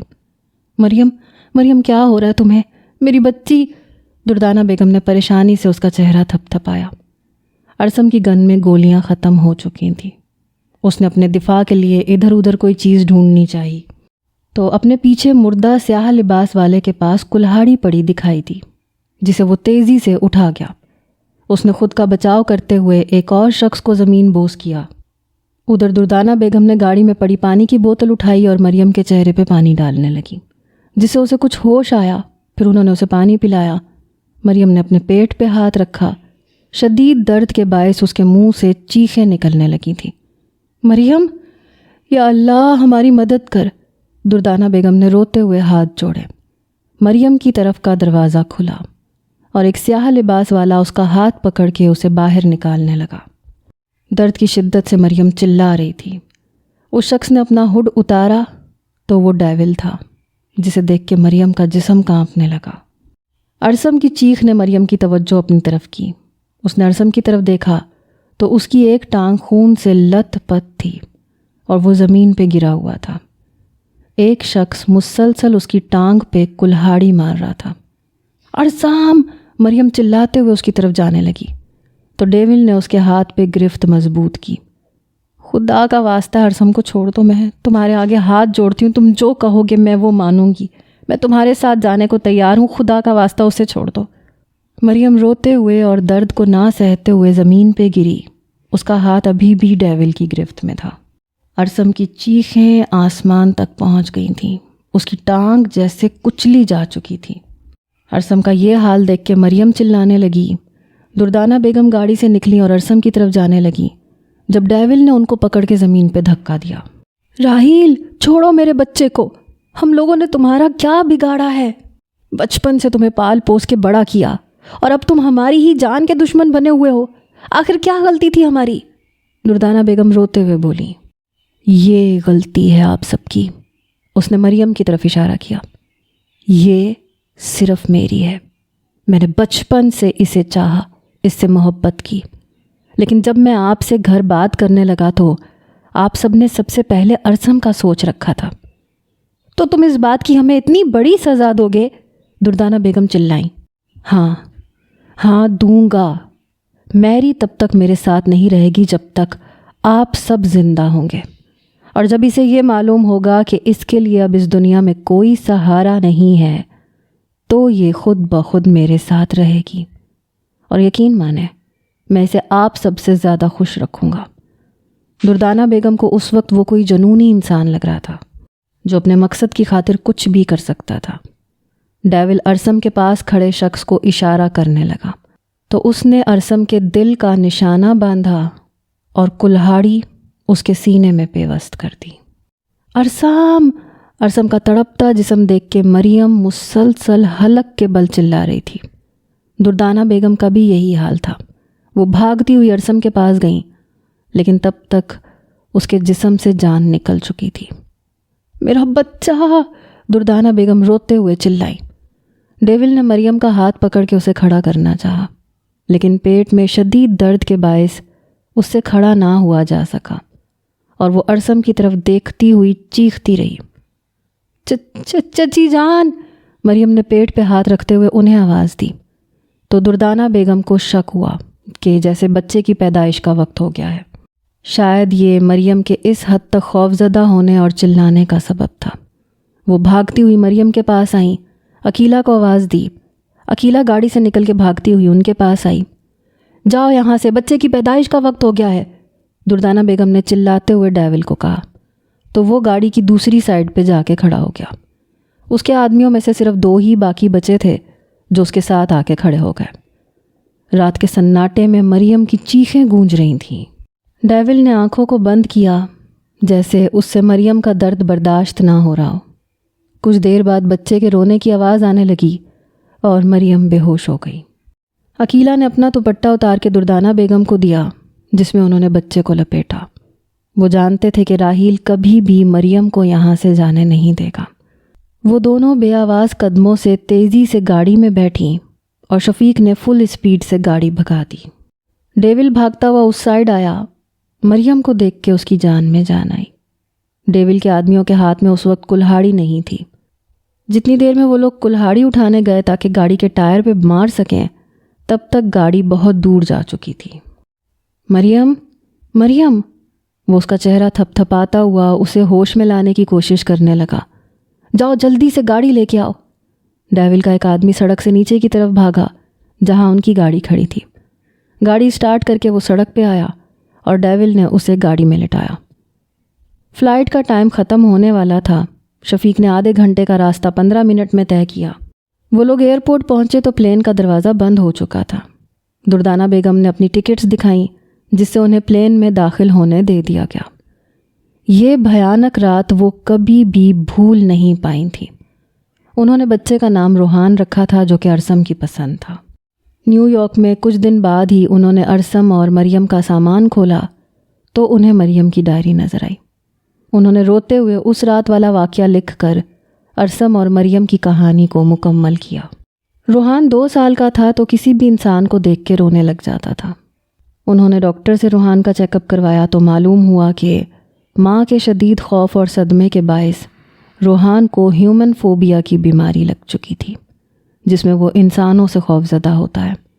اس کی اس بیماری کے باعث دردانہ بیگم نے آبادی سے دور جنگل کے نزدیک گھر خریدا تاکہ روحان کی زندگی سکون سے گزر سکے۔ ان کا ایک ایک پل ارسم اور مریم کی یاد میں گزرتا تھا، جس وجہ سے انہوں نے مریم اور ارسم کے لیے کمرے بنا لیے تھے جن میں ان کی تصاویر لگا دی تھیں جنہیں وہ روزانہ دیکھتی تھیں۔ اگر ان کے پاس جینے کی وجہ روحان نہ ہوتا تو وہ کب کی اس دنیا سے رخصت ہو چکی ہوتی، لیکن اللہ نے انہیں روحان کے لیے زندہ رکھا تھا۔ ڈائری کا آخری ورق کچھ یوں تھا: یہ میری بہو مریم جمال کی ڈائری ہے جس کا آخری حصہ میں نے مکمل کیا ہے۔ میں چاہتی ہوں کہ جو بھی لڑکی میرے پوتے کی ہمسفر بنے وہ اس ڈائری کو پڑھے تاکہ اسے میرے پوتے کو سمجھنے میں آسانی ہو اور وہ اس سے محبت سے پیش آئے۔ میں نہیں جانتی کہ میری بہو جو میری بیٹی کی طرح تھی وہ اب زندہ ہے یا نہیں، لیکن میں اپنے پوتے کی بیوی سے یہ کہنا چاہتی ہوں کہ اگر ہو سکے تو مریم کو ڈھونڈنے کی کوشش کرے۔ کیا پتہ وہ اب بھی زندہ ہو اور میرے پوتے کو ماں کا پیار، ماں کی ممتا نصیب ہو۔ اس کے پاس کوئی رشتہ نہیں ہے سوائے میرے۔ اسے کسی پیار کا نہیں پتہ۔ وہ بہت معصوم ہے۔ خدا را جو بھی اس کی زندگی میں آئے اسے محبت دے، پیار دے، جس کا وہ ہمیشہ سے بھوکا رہا ہے۔ روحان کی دادو، دردانہ کمال۔ ڈائری ختم ہو چکی تھی۔ انائزہ اپنے آنسوؤں کو صاف کرنے لگی جو کہ مسلسل بہہ رہے تھے۔ اس نے ڈائری سائڈ پہ رکھی اور کمرے سے باہر نکل گئی۔ اس نے روحان کو لاؤنج میں دیکھا تو وہ وہاں نہیں تھا، پھر لان میں دیکھا لیکن وہاں بھی وہ نہیں تھا۔ وہ گیسٹ روم میں داخل ہوئی تو روحان کھڑکی میں کھڑا تھا۔ انائزہ نے بھاگتے ہوئے پیچھے سے اسے ہگ کیا۔ روحان اس کے اس عمل پہ ایک دم سے حیران ہو گیا۔ وہ ہچکیوں سے رو رہی تھی۔ روحان نے اپنا رخ سیدھا کرنا چاہا لیکن انائزہ نے اپنی گرفت سخت کی۔ انائزہ، کیا ہوا؟ کیوں رو رہی ہو؟ اس نے اپنے سینے سے اس کے ہاتھ ہٹائے، اس کا رخ سیدھا کیا۔ وہ اس کے سینے سے لگی اور شدت سے رونے لگی۔ انائزہ، بتاؤ کیا ہوا ہے؟ روحان اسے یوں دیکھ کے بہت پریشان ہو رہا تھا۔ مجھے معاف کر دو روحان۔ اس نے اپنا چہرہ روحان کے مقابل کیا اور روحان کی آنکھوں کو دیکھ کر اسے معلوم ہوا کہ وہ بھی روتا رہا ہے۔ میں تم سے ناراض نہیں ہوں، پلیز مت رو، وہ اس کے آنسو صاف کرتا ہوا بولا۔ نہیں، میں نے تمہیں بہت ہرٹ کیا ہے، آئی ایم سوری۔ وہ پھر سے اس کے سینے سے لگ گئی۔ پلیز تم رو مت، مجھے دکھ ہوتا ہے، وہ اس کے بال سہلاتا ہوا بولا۔ ہمیں آج ہی ٹکٹس بک کروانی ہے، ہمیں پاکستان جانا ہے روحان۔ عنائزہ کے اچانک اتنی بڑی بات کرنے پہ روحان شاکڈ ہوا۔ کیا پاکستان؟ روحان نے حیرت سے کہا۔ ہاں روحان، پاکستان، کیونکہ یہاں رہنے کا ہمارا کوئی مقصد نہیں ہے، عنائزہ نے اس کی آنکھوں میں دیکھتے ہوئے کہا۔ اور پاکستان میں رہنے کا کیا مقصد ہے؟ روحان نے حیرت سے پوچھا۔ وہ تمہیں وہاں جا کے معلوم ہو جائے گا، لیکن اب کے لیے سب سے ضروری کام ہمیں پاکستان کے لیے ٹکٹس بک کروانی ہے۔ لیکن عنائزہ، یہ سب یوں اچانک؟ کچھ نہیں ہوگا روحان، اسی میں ہی ہماری بہتری ہے، عنائزہ نے اس کا ہاتھ پکڑتے ہوئے کہا۔ ٹھیک ہے، تم کہتی ہو تو ہم چلتے ہیں پاکستان۔ روحان کے حامی بھرنے پہ عنائزہ کا چہرہ کھل اٹھا اور وہ اس کے سینے سے جا لگی۔ انہوں نے رات کی ٹکٹس بک کروا لی تھیں، اب انہیں یہاں واپس نہیں آنا تھا، اس لیے عقیلہ اور شفیق بھی ساتھ جا رہے تھے۔ ایک طرف پرانی باتیں سوچ کے وہ دونوں بہت دکھی تھے، لیکن دوسری طرف وہ بے حد خوش بھی تھے کہ ایک لمبے عرصے کے بعد وہ اپنے ملک، اپنی سرزمین پہ واپس جا رہے ہیں۔ رات کے وقت انہوں نے سامان پیک کیا اور گھر سے نکلنے لگے۔ روحان بار بار گھر کی طرف دیکھ رہا تھا، کیونکہ اس نے یہاں ہوش سنبھالا تھا، اس کا بچپن یہاں گزرا تھا، یہ ملک اس کے لیے اپنے ملک جیسا تھا۔ روحان، گاڑی میں بیٹھو، ہمیں دیر ہو رہی ہے، عنائزہ کی آواز پہ وہ ہوش میں آیا۔ ایک آخری نظر گھر پہ ڈالتا ہوا وہ گاڑی میں بیٹھ گیا۔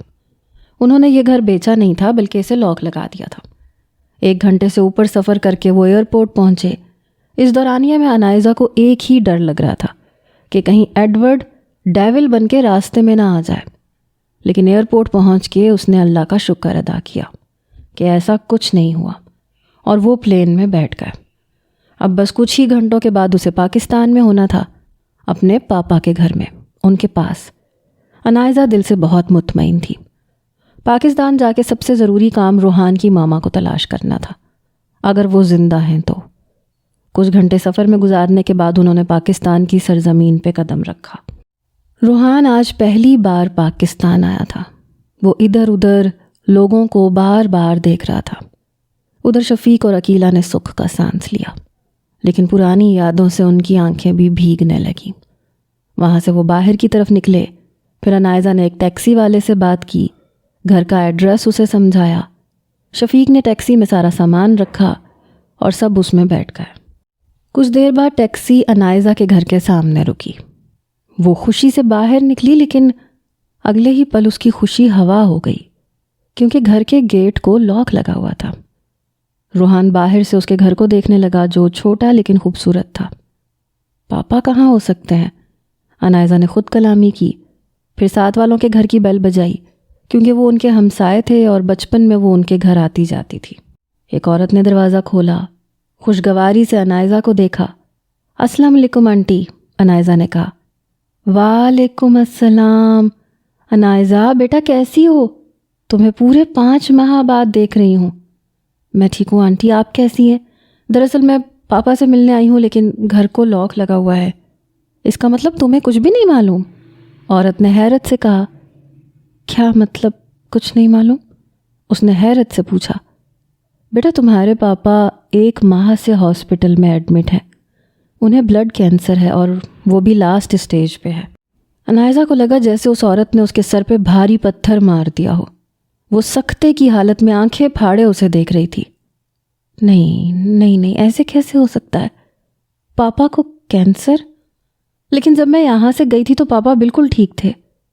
بس بیٹا یہ تو اللہ کو ہی پتہ ہے، میں تمہیں ہاسپٹل کا ایڈریس دے دیتی ہوں، تم جاؤ ان سے ملو جا کے۔ سکتے کی حالت میں عنائزہ کا سر چکرانے لگا تو روحان نے عنائزہ کو سنبھالا۔ بیٹا اندر آ جاؤ، پانی وغیرہ پی لو پھر چلی جانا، عورت نے عنائزہ کی بگڑتی حالت دیکھ کے کہا۔ نہیں پلیز آپ جلدی سے بتائیں وہ کون سے ہاسپٹل میں ہے، اس نے کہا تو وہ عورت اندر چلی گئی۔ سب ٹھیک ہو جائے گا، تم فکر مت کرو، روحان نے اسے تسلی دیتے ہوئے کہا۔ لیکن وہ تو بالکل ٹھیک تھے، یا پھر انہوں نے اتنی بڑی بات مجھ سے چھپائی؟ اس کی آنکھوں میں آنسو آنے لگے۔ کچھ دیر بعد وہ عورت واپس آئی اور عنائزہ کو ہاسپٹل کا پتہ بتایا۔ عقیلہ اور شفیق سامان کے ساتھ عورت کے گھر میں ہی ٹھہر گئے۔ انائزہ اور روحان ہاسپٹل کے لیے روانہ ہو گئے۔ ریسیپشن سے انہوں نے نام بتا کے روم نمبر پوچھا اور ڈھونڈتے ہوئے روم نمبر میں پہنچے۔ انائزہ روم میں داخل ہوئی تو چیخ نکل جانے کے ڈر سے اپنے منہ پہ ہاتھ رکھا، کیونکہ اس کے پاپا کے سر سے تمام بال جھڑ چکے تھے، چہرہ جھریوں زدہ تھا، آنکھوں کے گرد ہلکے تھے اور وہ اس وقت ہڈیوں کا ڈھانچہ لگ رہے تھے۔ پاپا! انائزہ بھاگتی ہوئی ان کے پاس پہنچی اور وہ اکھڑی سانس کے ساتھ اپنی بیٹی کو دیکھنے لگے۔ پھر ان کی نظر روحان پہ پڑی۔ وہ لمبے لمبے سانس لیتے روحان کو دیکھ رہے تھے۔ روحان کو ان کی نظروں میں جیسے کوئی راز چھپا نظر آ رہا تھا۔ ان کے منہ سے خون نکلنے لگا، سانس لینے میں دشواری ہونے لگی۔ پاپا! پاپا کیا ہو رہا ہے آپ کو؟ نرس! ڈاکٹر! انائزہ چلانے لگی۔ ڈاکٹر تیزی سے اندر داخل ہوا اور انائزہ کو باہر جانے کا کہا۔ وہ باہر آئی اور روحان کے سینے سے لگی ہچکیوں سے رونے لگی۔ اسے کیا خبر تھی کہ وہ یہاں آئے گی تو اپنے باپ کو اس حالت میں دیکھے گی۔ اللہ سب ٹھیک کر دے گا، روحان نے اسے تسلی دی، ورنہ اسے خود ان کی حالت بچنے والی نہیں لگ رہی تھی۔ کچھ دیر میں ڈاکٹر باہر نکلا۔ آئی ایم سوری، ہم انہیں نہیں بچا سکے۔ ڈاکٹر کے الفاظ تھے یا پگھلا ہوا سیسا جو انائزہ کے کانوں کو چیر کے اندر داخل ہو رہا تھا۔ کچھ دیر وہ سکتے کی حالت میں کھڑی رہی اور ہوش آنے پر چیخ و پکار کے ساتھ رونے لگی۔ انائزہ سنبھالو خود کو، پاپا! وہ زمین پہ بیٹھ کے چیخنے لگی۔ نہیں جا سکتے آپ مجھے چھوڑ کے، پاپا! وہ چیختی ہوئی رو رہی تھی۔ انائزہ! روحان اسے دیکھ کے رونے لگا، اسے سینے سے لگایا۔ 1 گھنٹے تک ان کی ڈیڈ باڈی کو گھر میں لایا گیا۔ محلے کی عورتیں بھی ان کے گھر میں اکٹھی ہو چکی تھیں۔ انائزہ نے ان کا چہرہ کفن سے ڈھانپا ہوا تھا کیونکہ ان کی جو حالت تھی وہ کسی کو بھی دکھانا نہیں چاہتی تھی۔ پاپا!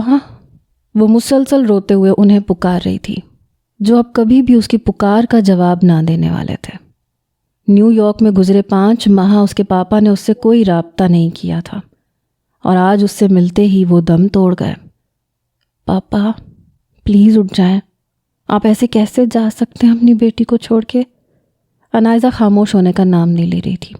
عقیلہ اور محلے کی عورتیں اسے سنبھال رہی تھیں۔ میت اٹھانے کا وقت ہو چکا تھا۔ روحان نے ان کے چہرے سے کفن ہٹایا تاکہ انائزہ آخری بار ان کا چہرہ دیکھ سکے۔ کفن میں لپٹے شخص کو دیکھ کر عقیلہ اور شفیق کے پاؤں تلے سے زمین نکل گئی۔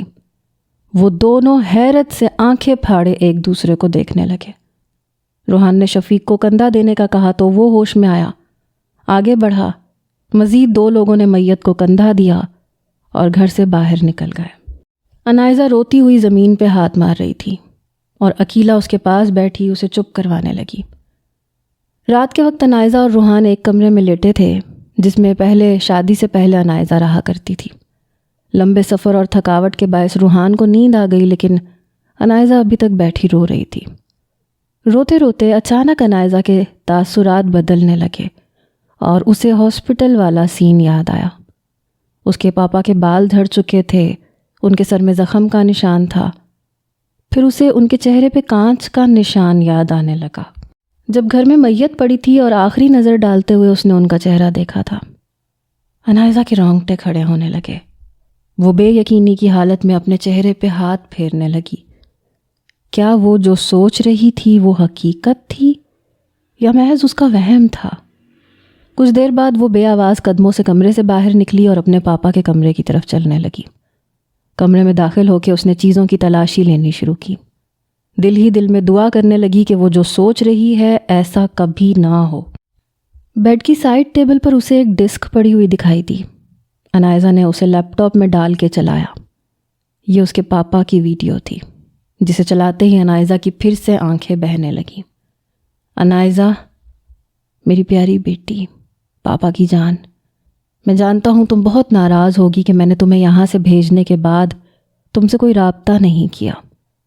میری بچی کوئی ایسا پل نہیں جو تمہاری یاد کے بغیر گزرا ہو، لیکن رابطہ نہ کرنا میری مجبوری تھی۔ روحان کی دادوں نے مجھ سے وعدہ لیا تھا کہ وہ ایک ہی صورت میں روحان کی شادی تم سے کرنے کی اجازت دیں گی، کہ اگر میں تمہاری شادی کے بعد تم سے کوئی رابطہ نہ رکھوں، اور میں جانتا ہوں کہ تمہیں روحان کی ماں کے بارے میں سب کچھ معلوم ہو گیا ہوگا، کیونکہ روحان کی دادوں نے مجھ سے کہا تھا کہ وہ تمہیں سب کچھ بتا دیں گی، لیکن وہ تمہارے جانے سے پہلے ہی رخصت ہو گئیں۔ لیکن وہ کوئی ایسی چیز ضرور چھوڑ کے گئی ہوں گی جس سے تمہیں ساری کہانی معلوم ہو چکی ہوگی۔ میں تمہیں بتانا چاہتا ہوں کہ میں وہ نہیں ہوں جو تمام عمر تمہارے سامنے بن کے رہا۔ میں ایک دیو ہوں، ایک شیطان ہوں جو سب کی خوشیوں کو کھا گیا۔ انائزہ ان کے چہرے پہ دکھ اور پچھتاوا دیکھ سکتی تھی۔ میرا نام موسیٰ انصاری نہیں ہے، میرا نام راحیل رانا ہے۔ ان کے منہ سے یہ الفاظ سن کے انائزہ کے رونگٹے کھڑے ہو گئے۔ وہ سکتے کی حالت میں انہیں دیکھ رہی تھی۔ اس کا وہم پورا ہو چکا تھا۔ روحان کے خاندان پہ ظلم ڈھانے والا، ان کا نام و نشان مٹانے والا اور کوئی نہیں، اس کا اپنا باپ تھا۔ اس رات مریم کو حاصل کر لینے کے بعد مجھے آج تک ایک پل بھی چین کا نصیب نہیں ہوا۔ دکھ، پچھتاوا، ملامت، میں اندر ہی اندر سے کھوکھلا ہو گیا۔ اس رات مریم کو لے جانے کے بعد، ماضی، تم جاؤ جلدی سے کسی نرس کا بندوبست کرو، ڈیول نے چلاتے ہوئے اپنے آدمی سے کہا۔ اس نے مریم کو اٹھا کے گاڑی میں لٹایا۔ اس کے دوسرے آدمی نے گاڑی سٹارٹ کی۔ وہ اسے ہاسپٹل نہیں لے کے جا سکتا تھا کیونکہ اس کی حالت دیکھ کر شاید یہ پولیس کیس بن جاتا، اس لیے وہ اسے ایک چھوٹے سے گھر میں لے آیا۔ شاید یہ اس کا نیا ٹھکانہ تھا۔ کچھ ہی دیر میں اس کا آدمی نرس کو لے کے گھر میں داخل ہوا۔ نرس نے سب کو باہر جانے کا کہا۔ مریم کو دیکھنے لگی۔ آدھے گھنٹے بعد وہ باہر نکلی۔ ان کی طبیعت کافی خراب ہے، بہت کمزوری بھی ہے۔ میں نے انہیں ڈرپ لگا دی ہے، کچھ دیر تک انہیں ہوش آ جائے گا۔ ویسے ان کا بچہ کہاں ہے؟ تمہیں پیسوں سے مطلب ہے یا جاسوسی سے؟ ڈیول نے ناگواری سے اس کی طرف دیکھ کے کہا اور پیسوں کی ایک گٹھی اس کی طرف پھینکی۔ تمہیں یہاں ہی رہنا ہوگا جب تک وہ ٹھیک نہیں ہو جاتی۔ اتنے پیسے دیکھ کے نرس خوش ہو گئی اور سر اسبات میں ہلایا۔ ڈیول کمرے میں داخل ہو کے مریم کے پاس بیٹھا، اسے دیکھنے لگا۔ کیوں تمہارے معاملے میں اتنا مجبور ہوں میری؟ کیوں مجھ سے تمہارے بغیر رہا نہیں جاتا؟ وہ اس کا ہاتھ پکڑ کے بولا۔ وہ اس کے سامنے بے ہوش پڑی، نہایت کمزور لگ رہی تھی۔ کچھ دیر اسے دیکھنے کے بعد وہ کمرے سے باہر نکلا اور دروازہ بند کیا۔ میں بہت خود غرض ہو گیا تھا۔ اس وقت میرے سر پہ مریم کو حاصل کرنے کا بھوت سوار تھا۔ میں نے اپنے مقصد کی خاطر اپنے پیاروں کی جان لے لی، انہوں نے روتے ہوئے کہا، اور انائزہ بے یقینی کی حالت میں اپنے منہ پہ ہاتھ رکھے اس ویڈیو میں اپنے باپ کو دیکھ رہی تھی۔ میرے ماں باپ کے جانے کے بعد میں خالہ جان کے گھر رہنے لگا۔ وہ سب مجھے بہت پیار کرتے تھے، کبھی مجھے خود پہ بوجھ نہیں سمجھا، لیکن میں ان کے پیار کو محض ہمدردی سمجھتا تھا۔ ارسم بھائی جنہوں نے مجھے اپنا چھوٹا بھائی بنایا، اپنی ہر چیز مجھ سے شیئر کی، کبھی مجھ سے پرایوں جیسا سلوک نہیں کیا، لیکن میرے دل میں ایسی آگ پیدا ہو گئی جس میں پورا خاندان جل کے راکھ ہو گیا۔ یہ سب کہتے ہوئے وہ شدت سے رو رہے تھے۔ میں نے بچپن سے مریم کو چاہا تھا، اس کی محبت میرے دل میں پروان چڑھتی گئی۔ اس سے شادی کرنے کے بعد میں نے ہم دونوں کے لیے بہت سے خواب دیکھ رکھے تھے جنہیں کم وقت میں پورا کرنا آسان نہ تھا، اس لیے میں نے کچھ لڑکوں کو اکٹھا کر کے ایک گینگ بنایا، شہر سے لڑکیاں اغوا کر کے ان کی قیمت وصول کر کے انہیں آگے بیچنے لگا۔ پیسہ تو میرے پاس بہت اکٹھا ہو گیا، لیکن جب میں خالہ جان سے اپنی اور مریم کی شادی کی بات کرنے لگا تو معلوم ہوا کہ اگلے ہی دن ارسم بھائی کے لیے وہ لوگ مریم کا رشتہ مانگنے جا رہے ہیں۔ میرے دل میں ارسم بھائی کے لیے نفرت پیدا ہونے لگی۔ سب کچھ تو ان کا تھا، میرا کیا تھا؟ میرے پاس کیا تھا؟ کچھ بھی نہیں۔ ماں باپ تو اللہ نے پہلے مجھ سے چھین لیے، اور اب میری مریم، میں کسی صورت اسے کھونا نہیں چاہتا تھا۔ مجھے لگتا تھا مریم کے سوا میرا جینے کا کوئی مقصد نہیں ہے، اس کے بنا میری سانسیں رک جائیں گی، میں مٹی ہو جاؤں گا۔ جس لڑکی کو میں بچپن سے چاہتا آ رہا تھا اسے میں اتنی آسانی سے کیسے کسی اور کا ہونے دیتا؟ بس تب میں نے ٹھان لیا کہ چاہے جو بھی ہو جائے میں مریم کو حاصل کر کے رہوں گا۔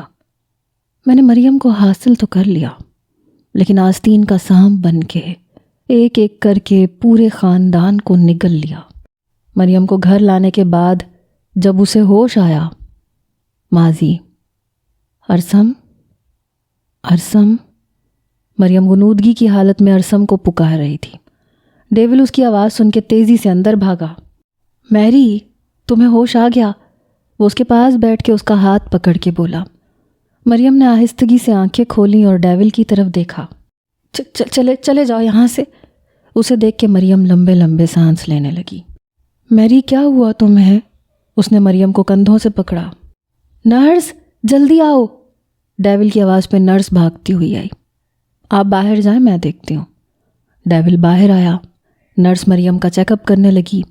مریم پھر سے بے ہوش ہو چکی تھی۔ نرس باہر آئی تو ڈیول اس کی طرف بڑھا۔ کیا ہوا، ٹھیک ہے وہ؟ اس نے بے صبری سے پوچھا۔ اس کی حالت ٹھیک نہیں ہے، اسے ہاسپٹل میں ایڈمٹ کرنا ہوگا۔ کیا بکواس کر رہی ہو؟ میں نے تمہیں اتنے پیسے کس لیے دیے ہیں؟ تمہیں یہیں رہ کے اس کا علاج کرنا ہوگا۔ باقی جو سامان تمہیں چاہیے مجھے بتاؤ۔ ٹھیک ہے، اگر آپ اسے ہاسپٹل نہیں لے جانا چاہتے تو میں اس کا یہیں علاج کر دوں گی، لیکن نتائج کے ذمہ دار آپ خود ہوں گے۔ ہاں ٹھیک ہے، جاؤ اب اس کا خیال رکھو، اس نے لاپرواہی سے کہا تو نرس مریم کے کمرے میں چلی گئی۔ 2 دن کے بعد مریم کو اب ٹھیک طرح سے ہوش آیا تھا۔ ڈیول یہ خبر سنتے ہی اس کے پاس بھاگا۔ وہ کمرے کے نزدیک پہنچا تو مریم کی آواز سن کے رکا۔ اس کی سماعت میں مریم کی آواز پڑی۔ ابھی ماما اپنی جان کو نہلائے گی، پھر نئے نئے کپڑے پہنائے گی، ماما کا بیٹا چاند کی طرح چمکنے لگ جائے گا۔ بے یقینی سے ڈیول کے قدم وہیں جم گئے۔ کیا مریم اپنے حواس کھو بیٹھی ہے؟ نہیں، یہ میرا وہم ہے۔ وہ سر جھٹکتا ہوا اندر داخل ہوا۔ میری، کیسی ہو تم؟ مریم تکیے کو سینے سے لگائے بیٹھی تھی، جیسے وہ اسے اپنا بچہ سمجھ رہی ہو۔ جیسے ہی اس کی نظر ڈیول پہ پڑی، اس کے چہرے کے تاثرات بدلنے لگے۔ نہیں، اب میرے بچے کو نہیں مارنا، پلیز، اب نہیں مارنا، میرے بچے کو نہیں مارنا۔ وہ تکیے کو سینے سے لگاتی ہوئی اسے یوں چھپا رہی تھی جیسے ڈیول اس سے چھین لے گا۔ ڈیول آنکھیں پھاڑے مریم کو دیکھ رہا تھا۔ وہ پاگل ہو چکی تھی، اور یہ اس نے کبھی بھی سوچا بھی نہیں تھا۔ میری، میں تمہیں کچھ بھی نہیں کروں گا۔ وہ اس کے پاس جا بیٹھا۔ دور ہٹو، پلیز دور ہٹو، تم میرے بچے کو نہیں مارنا، مجھے مار دو، ہاں، لیکن میرے بچے کو نہیں۔ وہ بولتے ہوئے رونے لگی۔ تم نے میرے ارسم کو بھی مار دیا، اب میرے بچے کو مارنا چاہتے ہو نا؟ پلیز مت مارنا میرے بچے کو۔ اس کی آنکھوں سے آنسو تیزی سے بہہ رہے تھے۔ ڈیول سکتے کی حالت میں اس کی طرف دیکھ رہا تھا۔ ہوش آنے پہ وہ بھاگ کے کمرے سے باہر نکلا اور گھٹنوں کے بل زمین پہ بیٹھ گیا۔ مریم کو پا کر بھی آج وہ خالی ہاتھ تھا۔ اس نے اپنے بالوں کو مٹھیوں میں جکڑا اور چلانے لگا۔ اسے کیا پتا تھا ماں کیا ہوتی ہے؟ اسے کبھی ماں کی ممتا نصیب نہیں ہوئی تھی۔ ماں، روحان نے اپنے آنسوؤں کو روکنے کی کوشش کی، لیکن ناکام رہا۔ اس کے منہ سے ماں کا لفظ سنتے ہی مریم نے نظر اٹھا کے اس کی طرف دیکھا۔ وہ بے یقینی سے روحان کو دیکھنے لگی، پھر ہاتھ بڑھا کے اس کے چہرے پہ لگانے لگی، کیونکہ روحان کا چہرہ ہو بہو اپنی ماں جیسا تھا، اس لیے مریم سکتے کی حالت میں اسے دیکھ رہی تھی۔ تم کون ہو؟ مریم نے اس کی آنکھوں میں دیکھتے ہوئے کہا تو روحان کا گلا آنسوؤں سے رند گیا۔ وہ بولنا چاہتا تھا کہ وہ ان کا بیٹا ہے، لیکن اس کی زبان نے اس کا ساتھ نہ دیا۔ انائزہ اس کے کندھے پہ ہاتھ رکھتی ہوئی بیٹھی۔ آپ کہہ رہی تھی نا کہ آپ کا بچہ نہ جانے کہاں چلا گیا؟ انائزہ نے مریم کی طرف دیکھتے ہوئے کہا۔ ہاں، میرا بچہ روحان، وہ نہ جانے کہاں چلا گیا ہے۔ تم مجھے وہ لوٹا دو، میرا بچہ، وہ کیا تمہارے پاس ہے؟ مریم سینے پہ ہاتھ رکھتے ہوئے تکلیف سے کہہ رہی تھی۔ یہ ہے آپ کا بیٹا روحان۔ انائزہ کی بات سن کے مریم حیرت سے روحان کو دیکھنے لگی۔ کبھی وہ اس کے بالوں کو چھوتی، کبھی اس کے رخساروں کو، کبھی اس کی سبز آنکھوں کو غور سے دیکھتی۔ یہ ہے میرا بچہ، لیکن وہ تو چھوٹا سا تھا، میں نے اس کے رونے کی آواز سنی تھی۔ مریم اس وقت کی بات کر رہی تھی جب گاڑی کے پاس روحان کی پیدائش ہوئی تھی اور پھر وہ بے ہوش ہو گئی تھی۔ وہ 25 سال پہلے کی بات ہے، اب یہ بڑا ہو گیا ہے۔ دیکھیں یہ بالکل آپ جیسا ہے، آپ بھی تو اس کی عمر میں بالکل ایسی ہی تھی نا۔ انائزہ نے اسے پیار سے سمجھایا۔ ہاں میں ایسی ہی تھی، مجھے یاد ہے۔ تو کیا یہ میرا روحان ہے؟ میرا بچہ بڑا ہو گیا ہے؟ تم سچ کہہ رہی ہو نا شہزادی؟ وہ روتے ہوئے بولیں تو انائزہ سے بھی اپنے آنسو کنٹرول نہیں ہوئے۔ روحان تو پہلے سے ہی رو رہا تھا۔ ہاں یہ آپ کا روحان ہے اور اب یہ آپ سے کبھی دور نہیں جائے گا۔ کیا سچ؟ مریم روتے ہوئے روحان کے سینے سے لگ گئی اور روحان کے آنسو تیزی سے بہنے لگے۔ ہم آپ کو یہاں سے لے جانے آئے ہیں، آپ ہمارے ساتھ چلیں گی نا ہمارے گھر؟ انائزہ کی بات سن کے وہ روحان سے الگ ہوئیں۔ اس کے چہرے سے خوشی جھلک رہی تھی۔ ہاں میں جاؤں گی اپنے بیٹے کے ساتھ اس کے گھر۔ وہ خوشی سے بولتی ہوئی کھڑی ہوئیں تو وہ دونوں بھی کھڑے ہو گئے۔ آپ یہاں ہمارا انتظار کریں، ہم کچھ دیر میں واپس آئیں گے آپ کو لینے۔ انائزہ کی بات سن کے مریم کے چہرے کے تاثرات بدلے۔ نہیں تم دونوں مجھ سے جھوٹ بول رہے ہو، تم دونوں واپس نہیں آؤ گے اور میں پھر سے اکیلی رہ جاؤں گی۔ میرے بچے تم مجھے چھوڑ کے جا رہے ہو کیا؟ وہ آنکھوں میں آنسوؤں کے ساتھ امید لیے روحان کی طرف دیکھ رہی تھی۔ میں آپ کو اب کبھی چھوڑ کے نہیں جاؤں گا ماما۔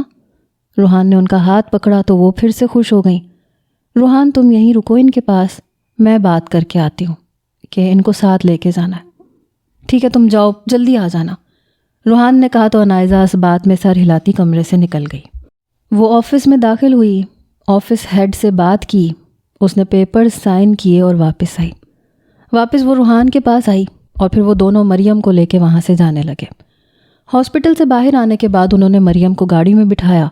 کچھ دیر بعد گاڑی گھر کے سامنے رکی۔ مریم نے ہارن بجایا تو شفیق نے گیٹ کھولا۔ مریم خوشی سے سب کو اپنے بیٹے کے ساتھ جانے کا بتا رہی تھی اور ان میں سے کچھ پاگل عورتیں مریم کے گلے ملنے لگیں۔ جیسے ہی مریم روحان کا ہاتھ تھامتے ہوئے باہر نکلی، شفیق اور گھر کے اندرونی حصے میں کھڑی عقیلہ دونوں ہی سکتے کی حالت میں مریم کو دیکھنے لگے۔ چھوٹی بی بی، عقیلہ بھاگتی ہوئی اس کے پاس آئی، رونے لگی۔ تم کیوں رو رہی ہو؟ تمہارا بھی بچہ چھوڑ کے چلا گیا کیا؟ مریم نے عقیلہ کی طرف دیکھتے ہوئے کہا تو عقیلہ کو حیرت کا جھٹکا لگا۔ تم رو نہیں، تمہارا بچہ آ جائے گا، دیکھو میرا بھی آ گیا اور بڑا ہو کے آیا ہے، وہ خوش ہوتے ہوئے بولی۔ عقیلہ حیرت سے شفیق کی طرف دیکھنے لگی، پھر انائزہ نے ان دونوں کو چپ رہنے کا اشارہ کیا اور مریم کو لے کے اندر چلی گئی۔ بیگم صاحبہ آپ نے ہماری چھوٹی بی بی کو کیسے ڈھونڈا اور انہیں کیا ہوا ہے؟ ہم تو سمجھ رہے تھے کہ اب یہ اس دنیا میں نہیں رہی۔ انائزہ جیسے ہی کمرے سے باہر نکلی تو عقیلہ اور شفیق راستے میں کھڑے تھے۔ وہ دماغی مریضہ ہیں، اس لیے ایسا بیہیو کر رہی ہیں، اور رہی بات کہ میں نے انہیں کیسے ڈھونڈا تو اللہ نے انہیں روحان سے ملایا ہے، کسی نہ کسی ذریعے سے ملا ہی دیا۔ ہم آپ کا یہ احسان پوری زندگی نہیں اتار سکتے۔ آپ بہت اچھی ہیں، آپ نے ہمارے روحان بابا کو بھی کیا سے کیا بنا دیا، اور اب آپ چھوٹی بی بی کو بھی ڈھونڈ لائیں۔ شفیق نے اپنی نم آنکھیں صاف کرتے ہوئے کہا۔ بس اب رونا بند کرو اور اب ہم سب نے مل کے ان کا خیال رکھنا ہے۔ ان کا دماغی توازن ٹھیک نہیں ہے، اس لیے وہ کچھ بھی کر سکتی ہیں۔ عقیلہ تم نے ہمیشہ ان کے آس پاس رہنا ہے۔ جی بی بی، میں رکھوں گی اپنی چھوٹی بی بی کا خیال، عقیلہ خوش ہو کے بولی تو انائزہ مسکرانے لگی۔ چلو اب جلدی سے کھانا بناؤ، انہیں کھانا بھی کھلانا ہے۔ جی بیگم صاحبہ میں ابھی بناتی ہوں۔ عقیلہ کچن کی جانب بھاگنے لگی۔ انائزہ نے مریم کو نہلا کے نئے کپڑے پہنائے، پھر اس کے بالوں کو خشک کر کے کومبنگ کرنے لگی۔ روحان صوفے پہ بیٹھا تھا کیونکہ مریم 1 منٹ کے لیے بھی اسے خود سے دور نہیں ہونے دیتی تھی۔ بیگم صاحبہ کھانا تیار ہے، آ جائیں، عقیلہ نے کمرے میں داخل ہو کے کہا۔ ٹھیک ہے چلو ہم آتے ہیں۔ کھانا کھائیں گی نا آپ؟ انائزہ نے ان کے چھوٹے بالوں میں انگلیاں پھیرتے ہوئے کہا۔ ہاں بھوک لگی ہے، مریم نے پیٹ پہ ہاتھ رکھتے ہوئے کہا تو انائزہ نے انہیں پکڑ کے کھڑا کیا۔ ان کا ایک ہاتھ انائزہ کے ہاتھ میں تھا اور دوسرا ہاتھ روحان کی طرف کرنے لگی تو روحان نے فوراً سے اٹھ کے ان کا ہاتھ تھام لیا۔ وہ کھانے کی ٹیبل پر انہیں لے کے آئے، انہیں اپنے ہاتھوں سے کھانا کھلاتا رہا، اور مریم انائزہ کو شہزادی سمجھ رہی تھی، جس کی وجہ سے وہ اس کے ساتھ بہت خوش تھی۔ روحان نے 1-2 بار انائزہ سے بات کرنے کی کوشش کی لیکن مریم کی موجودگی میں وہ کوئی بات نہ کر سکا۔ رات کے وقت مریم کو سلانے کے بعد انہوں نے عقیلہ کو بھی اس کے کمرے میں سلایا اور خود اپنے کمرے میں آ گئے۔ انائزہ، روحان نے فوراً سے اسے پکارا۔ ہاں کہو، تمہیں ماما کے بارے میں یہ سب کیسے معلوم ہوا؟ اللہ نے انہیں تم سے ملانا تھا تو بس ہو گیا معلوم۔ لیکن وہ اس حال میں کیسے پہنچی، اور دادوں نے مجھ سے جھوٹ کیوں کہا؟ کیا وجہ ہے آخر اس سب کے پیچھے؟ مجھے معلوم ہے تمہارے دماغ میں کئی سوالات ہیں اور تم جاننا چاہتے ہو، اور تمہیں تمہارے سبھی سوالوں کے جواب مل جائیں گے، لیکن ابھی سو جاؤ۔ میں بھی 3 راتوں سے نہیں سوئی ہوں، میں اب سونا چاہتی ہوں۔ انائزہ کے چہرے پہ تھکن کے اثرات واضح تھے۔ اس نے کہا تو روحان نے بے بسی سے اس بات میں سر ہلایا، ورنہ وہ ابھی اپنے سوالوں کے جواب چاہتا تھا جو اسے الجھا رہے تھے۔ انائزہ بستر پہ لیٹی، وہ آج کی رات سکون سے سوئی۔ اس کے دل سے بہت بڑا بوجھ اتر چکا تھا، اور روحان اپنی ماما کے بارے میں سوچتا رہا۔ صبح اٹھ کر انائزہ روحان کو بنا بتائے اپنے پاپا کی قبر پہ آئی تھی۔ اس نے پوری قبر کو سرخ پھولوں سے بھر دیا تھا۔ وہ ایک بے سہارا بچی تھی جسے اس کے اپنے ماں باپ سڑک پہ روتا چھوڑ گئے تھے۔ روحان نے اسے ماں اور باپ دونوں کا پیار دیا تھا، پوری زندگی کسی چیز کی کمی نہیں ہونے دی تھی۔ ایک پل کے لیے بھی یہ محسوس نہیں ہونے دیا تھا کہ وہ اس کا سگا باپ نہیں ہے۔ گھٹنوں کے بل وہ اس کی قبر کے پاس بیٹھ کے رونے لگی۔ میں چاہ کے بھی آپ سے نفرت نہیں کر سکتی پاپا، میں کیسے آپ سے نفرت کر لوں؟ اس کے آنسو اس کا چہرہ بھگو چکے تھے۔ آپ نے بہت غلط کیا، بہت گناہ کیے جو شاید میری دعاؤں سے معاف نہیں ہوں گے، لیکن پھر بھی میں اللہ سے آپ کی بخشش کے لیے دعا کرتی رہوں گی۔ اللہ تو رحیم ہے نا، ہو سکتا ہے وہ آپ کو معاف کرتے۔ وہ خود کو تسلی دیتے ہوئے سسکیوں سے رونے لگی۔ میں نے روحان کی ماما کو اس سے ملوا دیا ہے اور گھر بھی لے آئی ہوں۔ جیسے آپ نے کہا تھا وہ میں نے کر دیا ہے پاپا۔ ہم ان کا خیال رکھیں گے اور انشاءاللہ وہ بہت جلد اس بیماری سے نکل آئیں گی۔ وہ باتیں کر رہی تھی جب اس کی توجہ اس کی فون بیل نے لی۔ اس نے اسکرین کی طرف دیکھا تو روحان کا نام نظر آ رہا تھا۔ روحان پورے گھر میں انائزہ کو ڈھونڈ چکا تھا، لیکن وہ اسے کہیں نظر نہیں آئی۔ پھر پریشانی سے اس کا نمبر ملایا۔ انائزہ کہاں ہو تم؟ میں نے پورے گھر میں تمہیں ڈھونڈا ہے۔ انائزہ کے کال ریسیو کرتے ہی روحان بولا، پاپا کی قبر پہ آئی ہوں کچھ دیر کے لیے، آ جاؤں گی گھر واپس۔ تو مجھے بھی ساتھ لے جاتی۔ روحان کی بات سن کے انائزہ نے تکلیف سے آنکھیں بند کی، کیونکہ اگر روحان کو حقیقت کا علم ہوتا تو شاید وہ اس کے پاپا کی میت کو کندھا بھی نہ دیتا۔ بولو انائزہ، کیا ہوا؟ روحان نے پریشانی سے کہا۔ ہاں میں آ رہی ہوں گھر۔ اس نے روحان کا جواب سنے بغیر کال ڈسکنیکٹ کر دی۔ 10 منٹ جی بھر کے رونے کے بعد وہ اٹھ کے کھڑی ہوئی اور وہاں سے نکل آئی۔ وہ گھر پہنچی تو روحان لان میں بیٹھا اسی کا انتظار کر رہا تھا۔ فوراً سے اٹھ کے کھڑا ہوا۔ تم بنا بتائے چلی گئی تھی، میں کتنا پریشان ہو رہا تھا۔ اس نے انائزہ کو اپنے حصار میں لے کے پریشانی سے کہا۔ پریشان کیوں ہوتے ہو؟